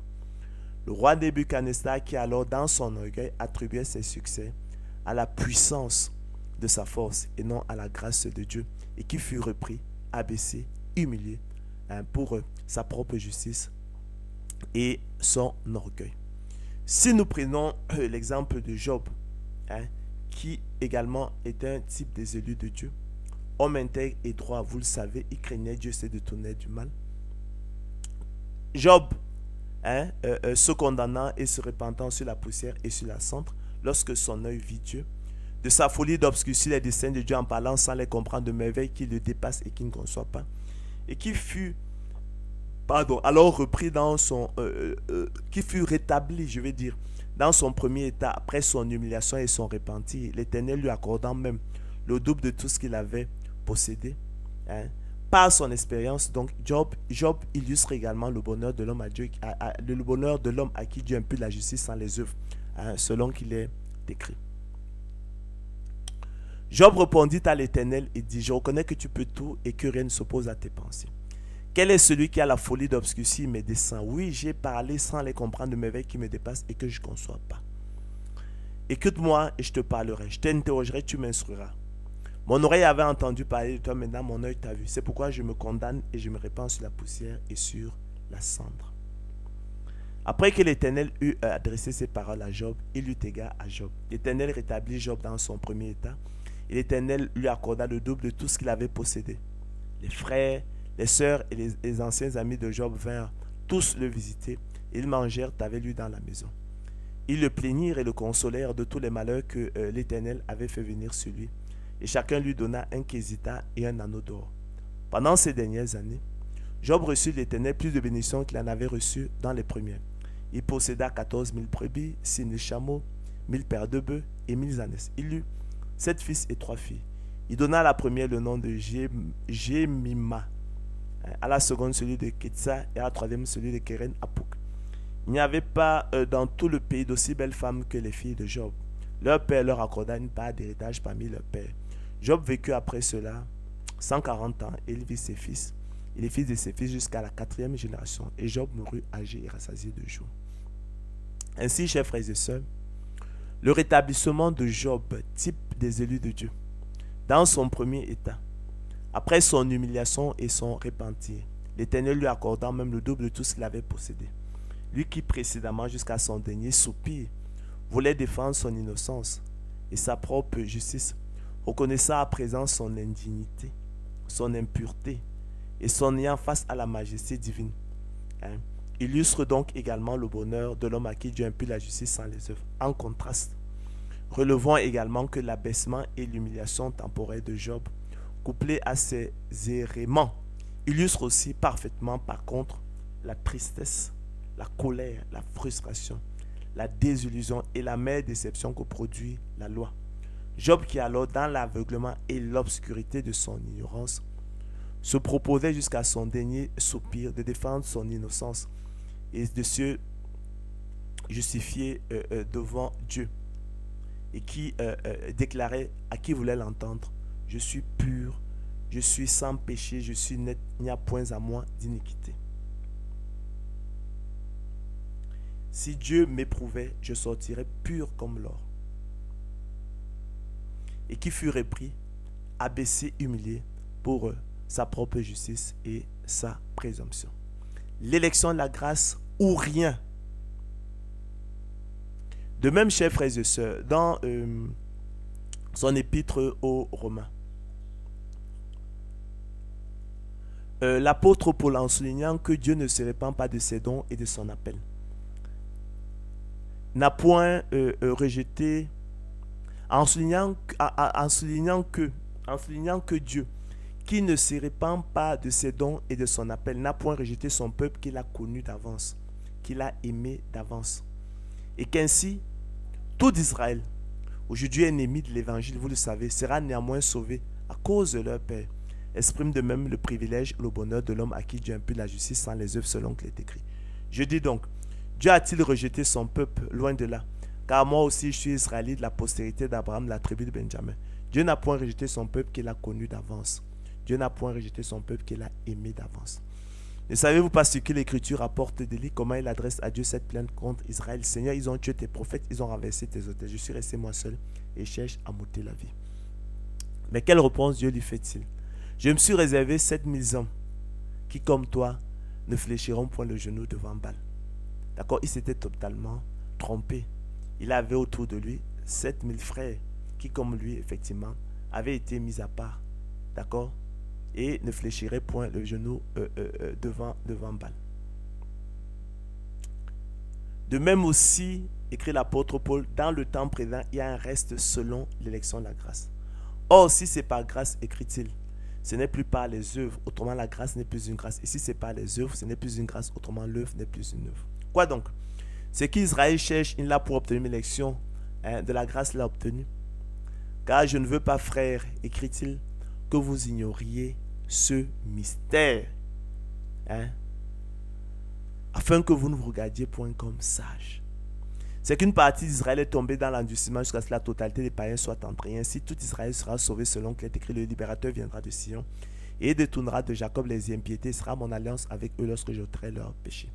En ce qui concerne l'évangile, ils sont ennemis à cause de vous. Mais en ce qui concerne l'élection, ils sont aimés à cause de leur Père. Ils ne sauraient en être autrement. Ils ne peuvent pas être aimés à cause d'eux-mêmes, eux qui sont ennemis de l'évangile. Ils sont aimés à cause de leur Père.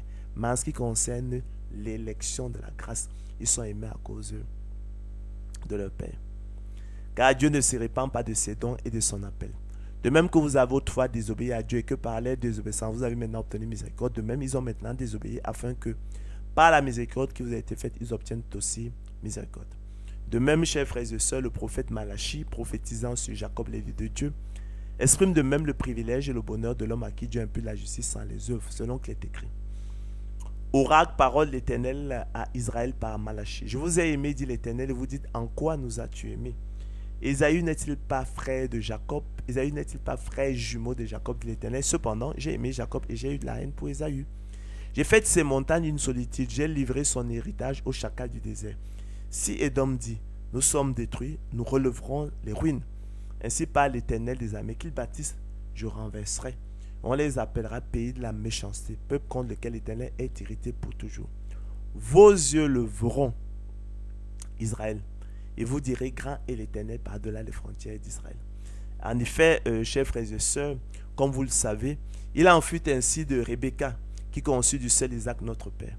Car quoique les enfants ne fussent pas encore nés, et qu'ils n'eussent fait ni bien ni mal, afin que le dessein d'élection de Dieu subsista sans dépendre des œuvres et par la seule volonté de celui qui appelle. Il fut dit à Rebecca, l'aîné sera assujetti au plus jeune, selon qu'il est écrit, j'ai aimé Jacob et j'ai haï Ésaü. Que dirons-nous donc? Y a-t-il un Dieu de l'injustice? Loin de là. Car il a dit à Moïse, nous l'avons dit précédemment, je ferai miséricorde à qui je fais miséricorde et j'aurai compassion de qui j'ai compassion. Je fais grâce à qui je fais grâce et miséricorde à qui je fais miséricorde. Ainsi donc, chers frères et sœurs, cela ne dépend ni de celui qui veut ni de celui qui court, mais de Dieu qui fait miséricorde. De même, chers frères et sœurs, dans ses épîtres aux Romains et aux Galates, l'apôtre Paul, en rappelant le privilège de Sarah, d'Isaac et des enfants de la promesse, type des élus de Dieu, exprime de même le bonheur de l'homme à qui Dieu impute la justice sans les œuvres. Nous avons vu précédemment l'élection de Jacob et la réprobation d'Ésaü. Nous allons à présent voir l'élection d'Isaac et la réprobation d'Ismaël, selon qu'il est écrit. Ce n'est point à dire que la parole de Dieu soit restée sans effet, explique l'apôtre Paul.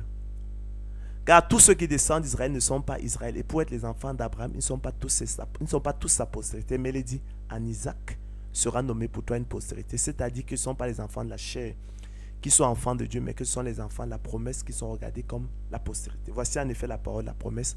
Je reviendrai à cette même époque et Sarah aura un fils. Mes enfants, pour qui j'éprouve de nouveau les douleurs de l'enfantement jusqu'à ce que Christ soit formé en vous. Écrit l'apôtre Paul aux Galates.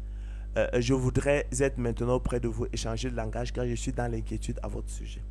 Dites-moi, vous qui voulez être sous la loi, n'entendez-vous point la loi? Vous apôtres de l'évangile de la gloire de l'homme, vous qui voulez être sous la loi, n'entendez-vous point la loi? Car il est écrit qu'Abraham eut 2 fils, un de la femme esclave et un de la femme libre. Mais celui de l'esclave naquit selon la chair, et celui de la femme libre naquit en vertu de la promesse inconditionnelle. Ces choses sont allégoriques, explique une fois de plus l'apôtre Paul.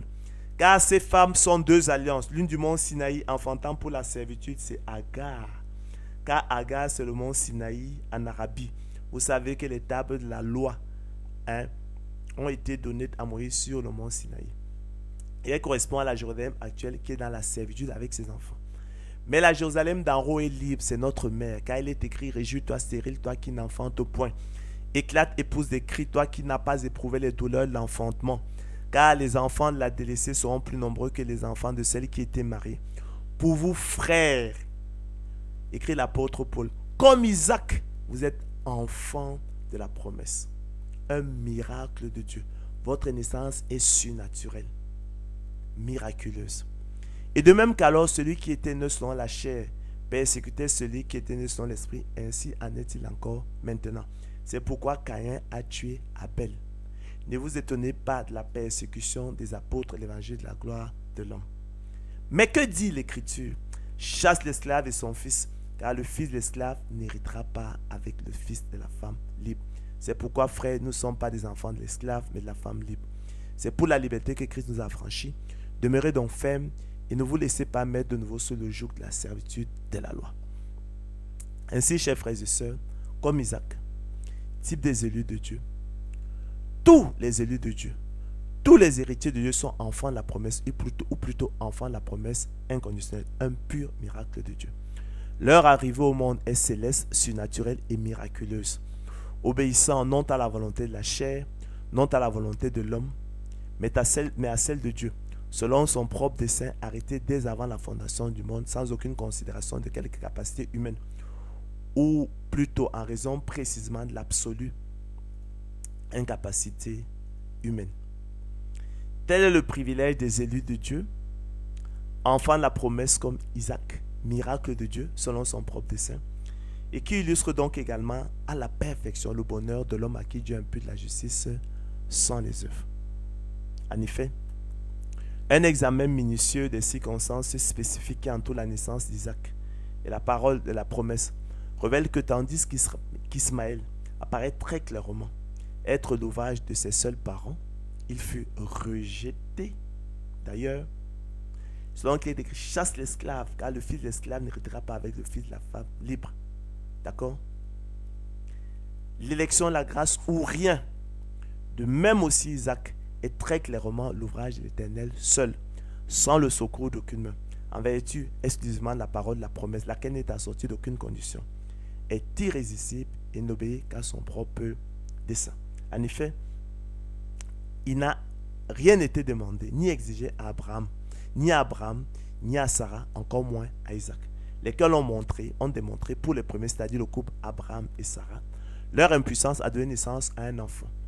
Quant à Isaac, n'étant pas encore né, il est évident qu'il ne lui fut rien exigé ni demandé non plus.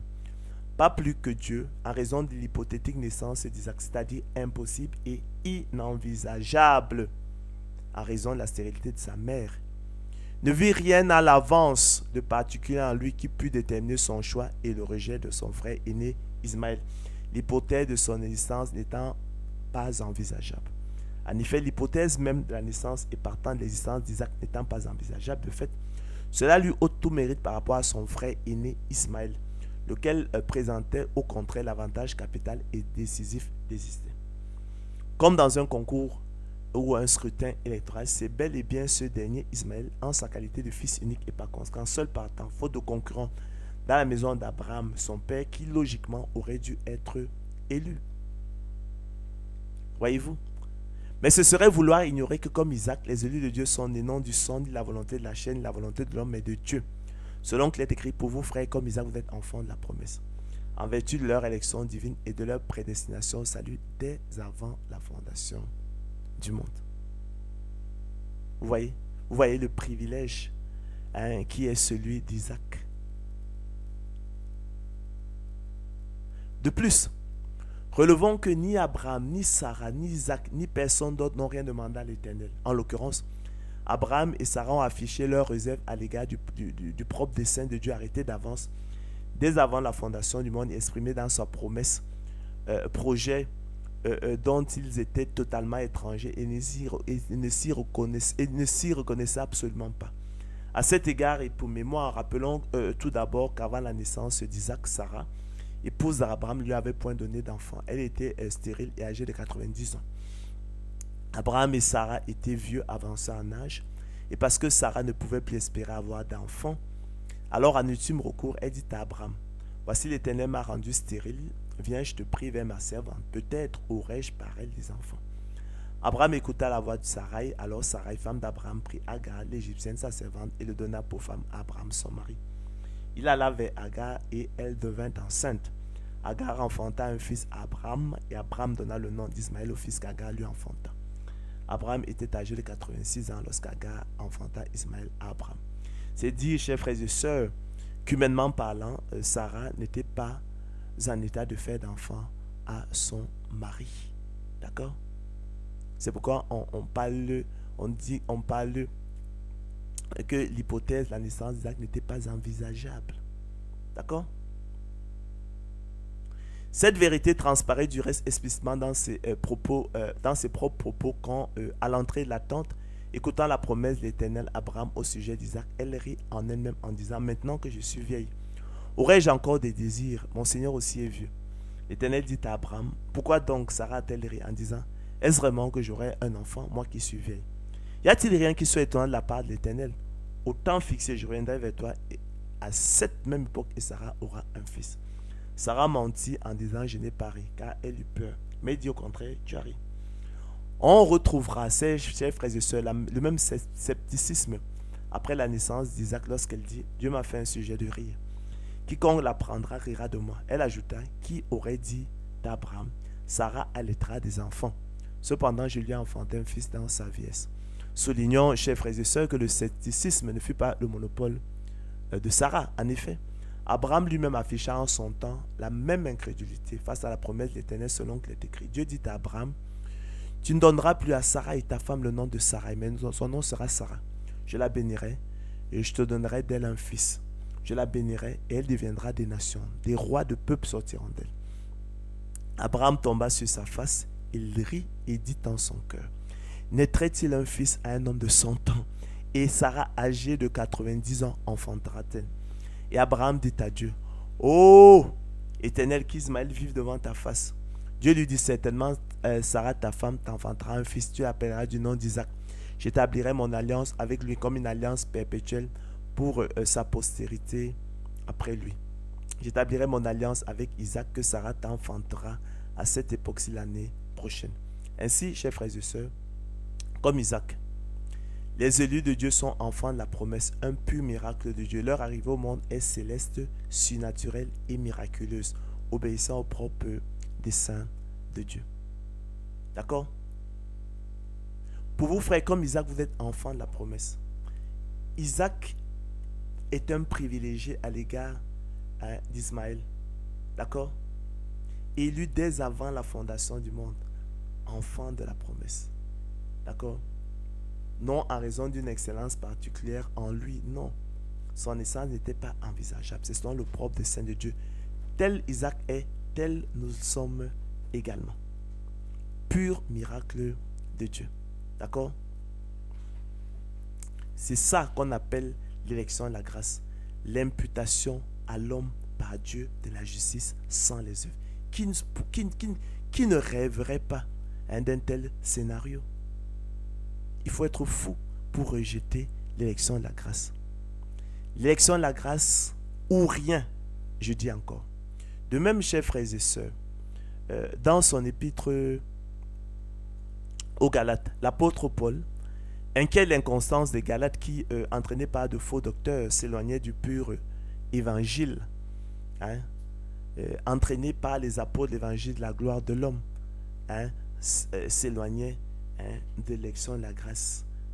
En leur rappelant la bonne nouvelle annoncée d'avance à Abraham de la justification des païens par le moyen du don de la foi, exprime également le bonheur de l'homme à qui Dieu impute la justice sans les œuvres selon qu'il est écrit. Ô Galates, dépourvus de sens. Ô apôtre l'évangile, la gloire de l'homme, dépourvu de sens. Qui vous a fasciné, vous, aux yeux de qui Jésus-Christ a été peint comme crucifié? Voici seulement ce que je veux apprendre de vous. Est-ce par les œuvres de la loi que vous avez reçu l'esprit, que vous êtes né de nouveau, ou par la prédication de la foi? Êtes-vous tellement dépourvu de sens? Après d'avoir commencé par l'esprit, voulez-vous maintenant finir par la chair? Avez-vous tant souffert en vain, si toutefois c'est en vain? Celui qui vous accorde l'esprit, celui qui vous fait naître de nouveau et qui opère des miracles parmi vous, qui vous fait les dons, qui vous accorde le don des miracles, le fait-il donc par les œuvres de la loi ou par la prédication de la foi? Comme Abraham crut à Dieu et que cela lui fut imputé à justice, reconnaissez donc que ce sont ceux qui ont la foi qui sont fils d'Abraham. Aussi l'Écriture, prévoyant que Dieu justifierait les païens par la foi, a d'avance annoncé cette bonne nouvelle à Abraham.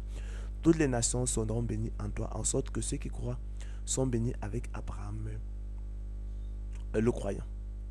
Chers frères et sœurs, téléspectateurs de Ange Umbolo TV, de même, les frères Caïn et Abel, fils d'Adam et d'Ève, sont deux alliances. Car ces choses, comme l'a expliqué l'apôtre Paul, sont allégoriques.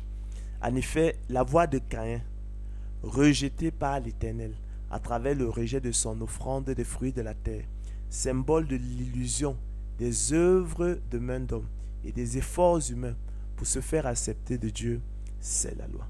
Elle enfante l'irritation, l'abattement, une amère déception, la jalousie, la violence. Nous l'avons vu dans le cas du fils aîné, d'accord, qui se mit en colère, il ne voulut pas d'entrer. Et même le meurtre dans le cas de Caïn. Mais Abel, dont Dieu approuva l'offrande des premiers-nés de son troupeau et de leur graisse, préfiguration du sacrifice substitutif et expiatoire du Christ, c'est l'imputation à l'homme par Dieu de la justice sans les œuvres, selon qu'il est écrit. Et nous sommes là dans le livre de la Genèse, Genèse chapitre 4. Adam connut Ève, sa femme, elle conçut et enfanta Caïn, et elle dit, j'ai formé un homme avec l'aide de l'Éternel. Elle enfanta encore son frère Abel. Abel fut berger et Caïn fut laboureur. Au bout de quelque temps, Caïn fit à l'Éternel une offrande des fruits de la terre. Et Abel, de son côté, en fut une des premiers-nés de son troupeau et de leur graisse. L'Éternel porta un regard favorable sur Abel, d'accord, et sur son offrande. Mais il ne porta point un regard favorable sur Caïn et sur son offrande. Caïn fut irrité et son visage fut abattu. Et l'Éternel dit à Caïn, pourquoi es-tu irrité? Pourquoi ton visage est-il abattu? Certainement, si tu agis bien, tu relèveras ton visage. Et si tu agis mal, le péché se couche à ta porte et ses désirs se portent vers toi. Mais toi domine sur lui. Cependant, Caïn adressa la parole à son frère Abel. Mais comme ils étaient dans les champs, Caïn se jeta sur son frère Abel et le tua. L'Éternel dit à Caïn, où est ton frère Abel? Il répondit, je ne sais pas, suis-je le gardien de mon frère? Et Dieu dit, qu'as-tu fait? La voix du sang de ton frère crie de la terre jusqu'à moi. Maintenant, tu seras maudit de la terre qui a ouvert sa bouche pour recevoir de ta main le sang de ton frère. Quand tu cultiveras le sol, il ne te donnera plus sa richesse. Tu seras errant et vagabond sur la terre. Donc, comme nous l'avons dit,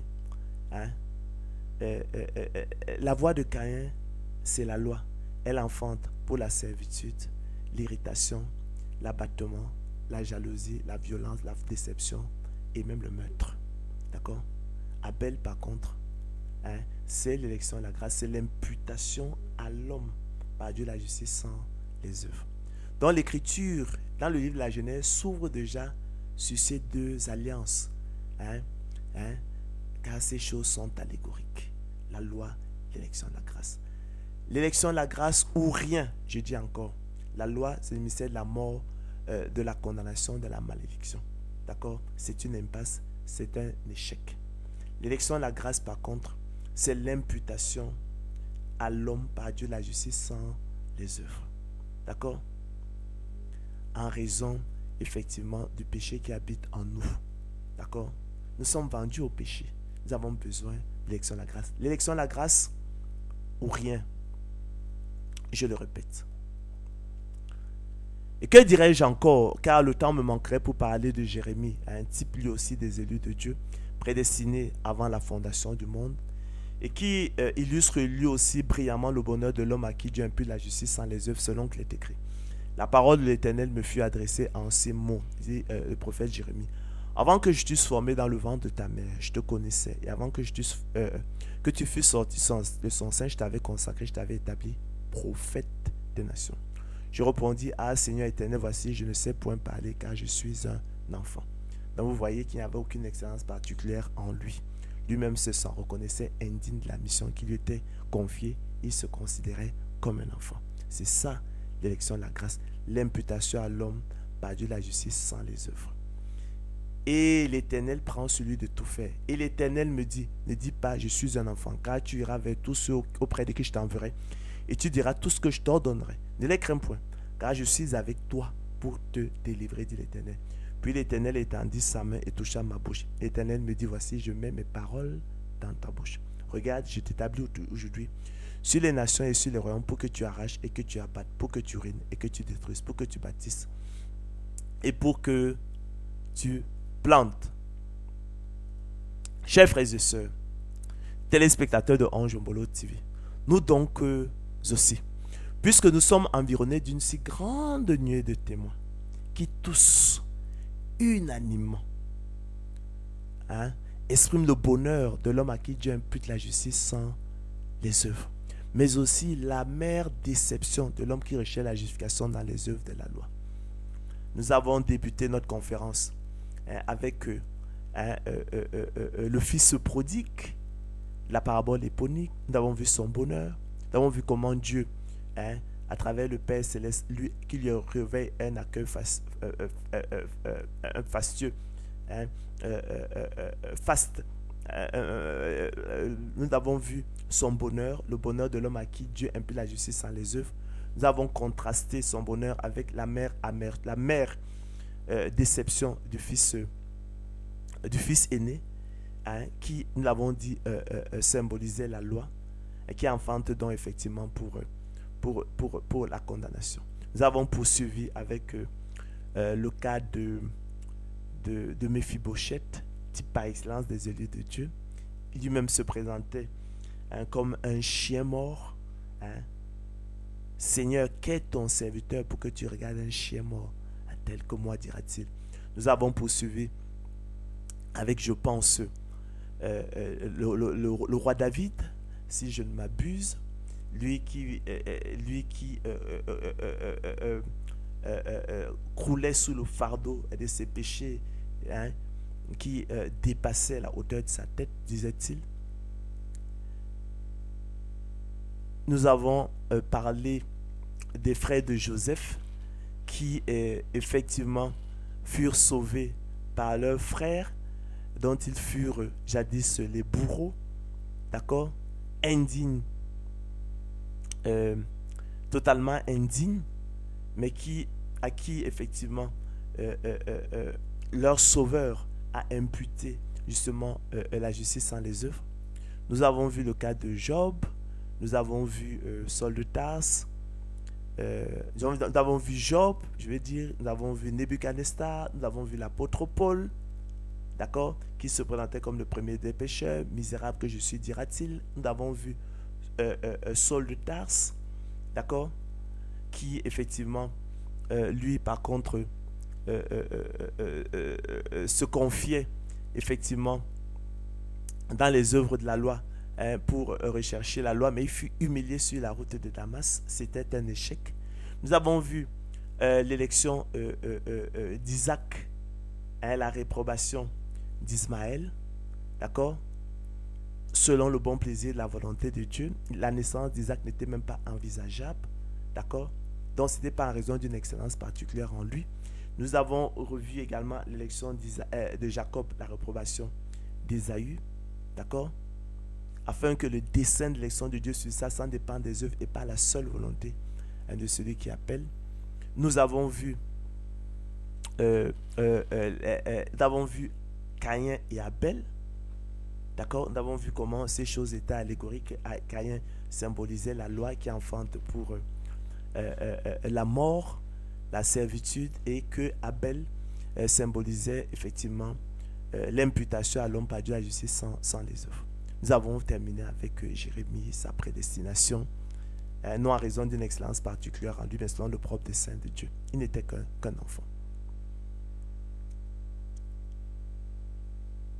Rejetons donc l'élection, rejetons donc l'évangile de la gloire de l'homme qui est une impasse, une vaine illusion, une quête sans fin et inutile, le ministère de la condamnation, le ministère de la mort, le ministère de la malédiction et un autre évangile, abusant l'homme en lui valant sa misère, son impureté, son indignité, son néant, éloignant ainsi de son cœur la conviction de péché et la repentance nécessaire. Nous devons tous passer par la repentance.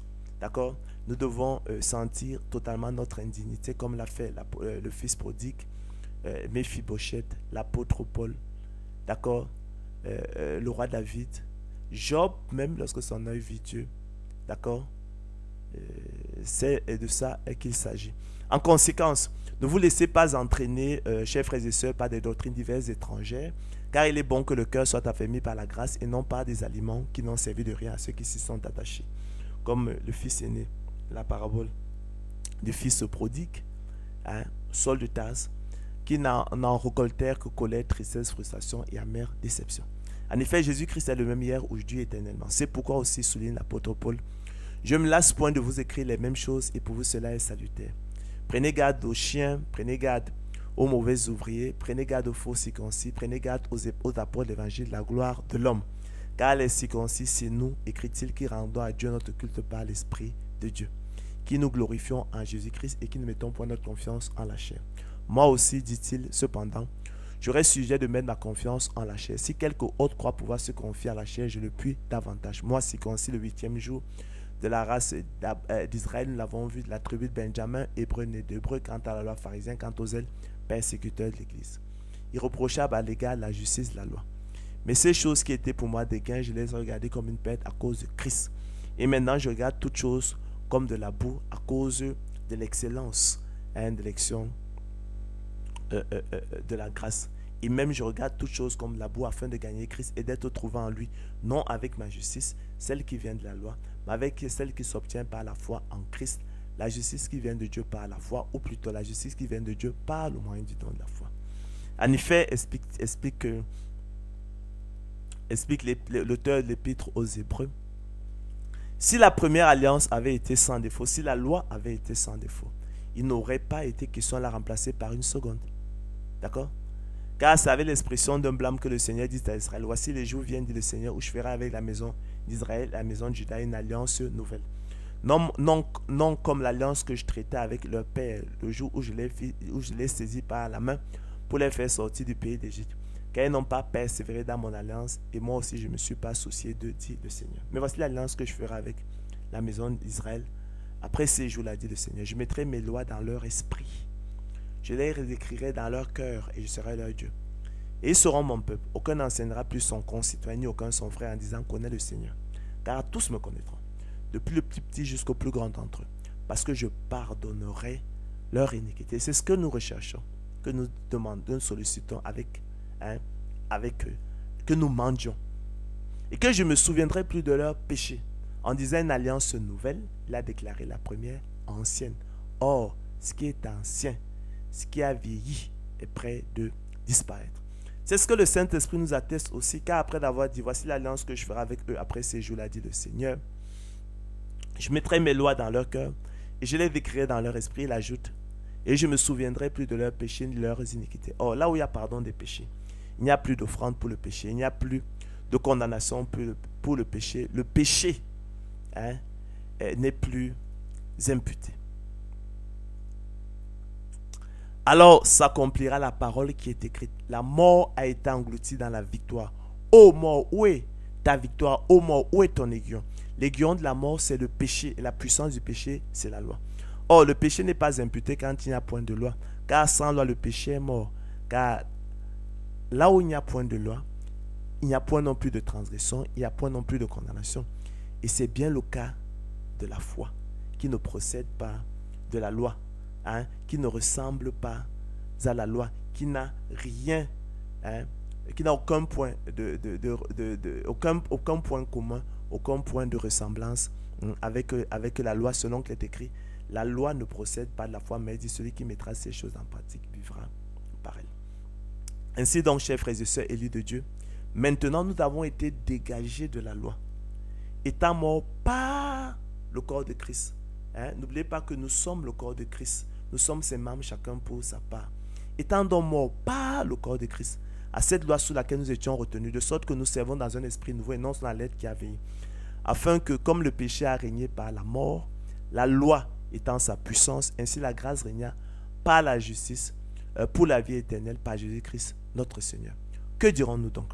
La loi est-elle péché? Loin de là. D'accord? Mais je n'ai connu le péché, a écrit l'apôtre Paul, que par la loi.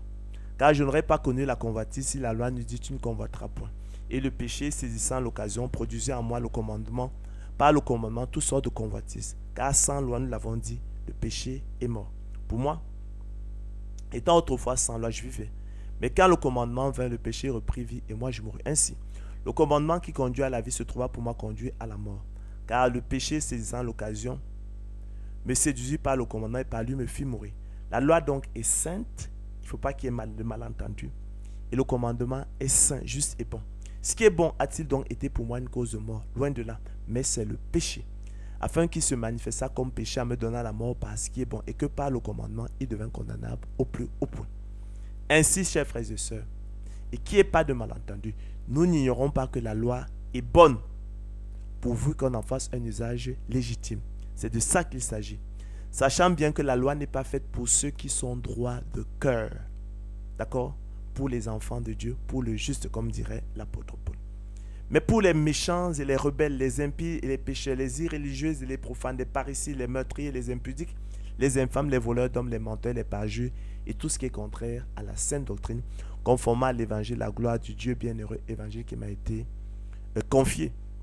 Écrit l'apôtre Paul à Timothée, lui rappelant de recommander à certaines personnes, aux apôtres de l'évangile, la gloire de l'homme, de ne pas enseigner d'autres doctrines et de ne pas s'attacher à des fables et à des généalogies sans fin qui produisent des discussions plutôt qu'elles n'avancent l'œuvre de Dieu dans la foi. Car le but du commandement, rappelle-t-il, c'est une charité venant d'un cœur pur, droit, d'une bonne conscience et d'une foi sincère. Quelques-uns, les apôtres de l'évangile, la gloire de l'homme, s'étant détournés de ces choses, se sont égarés dans de vains discours. Comme le fils aîné de la parabole du fils prodigue, ou encore Saul de Tarse.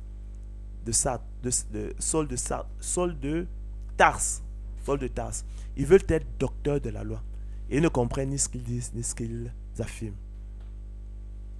Ainsi donc, chers frères et sœurs, téléspectateurs de Ange Ombolo TV, par la nouvelle alliance, la seconde alliance, c'est un thème qu'on retrouve aussi également dans l'écriture. L'élection, la grâce, toutes ces expressions traduisent la même réalité. Ils nous renvoient à la même réalité.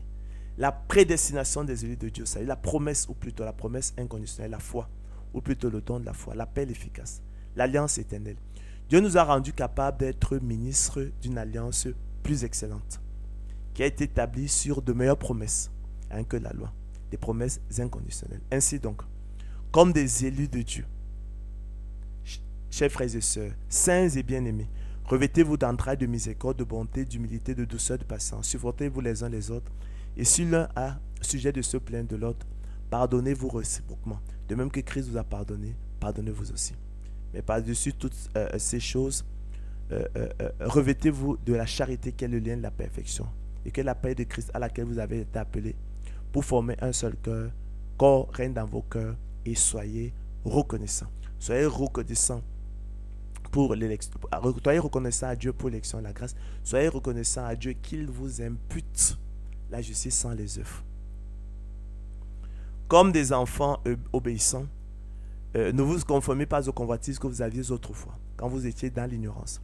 Mais puisque celui que vous appelez est saint, vous aussi soyez saints dans toute votre conduite, selon qu'il est écrit, vous serez saints, car je suis saint.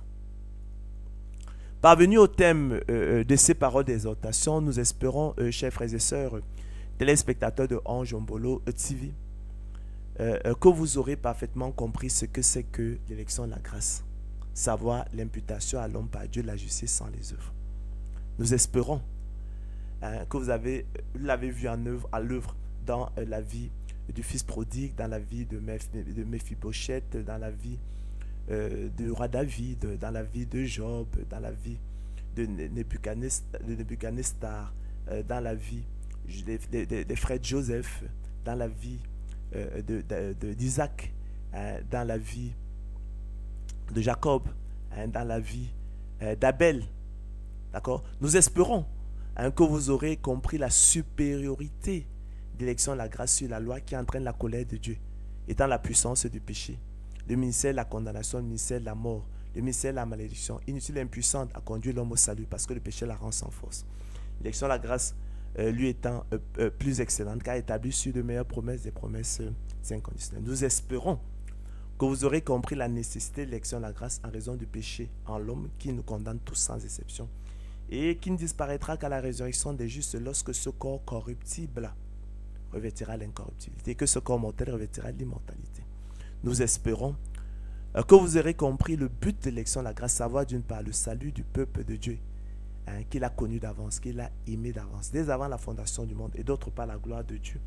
D'où aussi le bonheur de l'homme à qui Dieu impute la justice sans les œuvres. L'idée biblique de prédestination, la prédestination selon le bon plaisir de la volonté de Dieu, et l'absurdité de la folle prétention de la propre justice.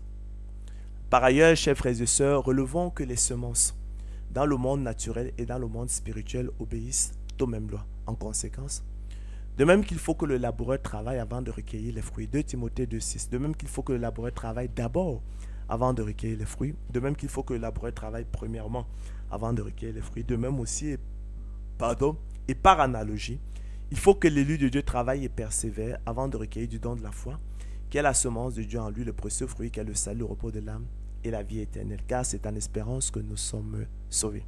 D'accord? Espérance, attendre, confiant d'un bien qu'on désire. Or, l'espérance qu'on voit n'est plus l'espérance qu'on voit, peut-on l'espérer encore? Mais si nous espérons ce que nous ne voyons pas, nous l'attendons avec persévérance. Ainsi, élu de Dieu, oui, écrit l'apôtre Paul aux Corinthiens, c'est à cause de nous qu'il a été écrit que celui qui laboure doit labourer avec espérance. Espérance, je dis, comme attendre, confiant d'un bien qu'on désire. Bien compris, nous ne le dirons jamais assez. Ce verset constitue le témoignage biblique culminant de l'analogie secrète entre la semence dans le monde spirituel et la semence dans le monde naturel. Et quiconque a cette espérance en lui se purifie comme lui-même est pur. Quiconque pêche ne l'a pas vu et ne l'a pas connu.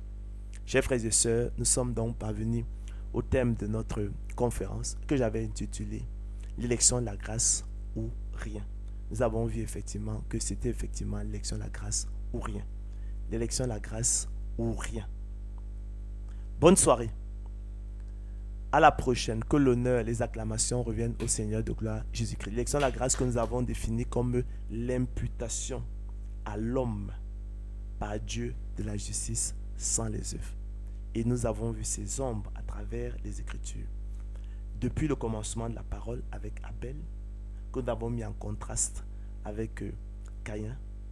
Nous l'avons vu à travers le fils prodigue. Nous avons vu son expérience en contraste avec son frère aîné. Nous avons vu Méphibosheth. Nous avons vu ensuite, je crois, l'apôtre Paul. Nous avons mis son expérience en contraste avec Saul de Tarse. Nous avons vu le roi David. Nous avons vu, je pense, Job, le roi Nebuchadnezzar. Nous avons vu l'élection d'Ismaël, l'élection d'Isaac, la réprobation d'Ismaël, l'élection de Jacob, la réprobation d'Ésaü. Nous avons vu l'exemple, je pense, de Jérémie, sa prédestination. Et nous avons vu que ces choses étaient allégoriques, les uns symbolisant le bonheur, l'imputation, le bonheur illustrant, les uns exprimant avec le roi David le bonheur de l'homme à qui Dieu impute la justice sans les œuvres, d'accord, et les autres symbolisant la loi qui enfante pour la servitude et la mort, étant le ministère de la condamnation, de la mort, de la malédiction. D'accord? Bonne soirée, à la prochaine, si plaît au Seigneur de gloire Jésus-Christ.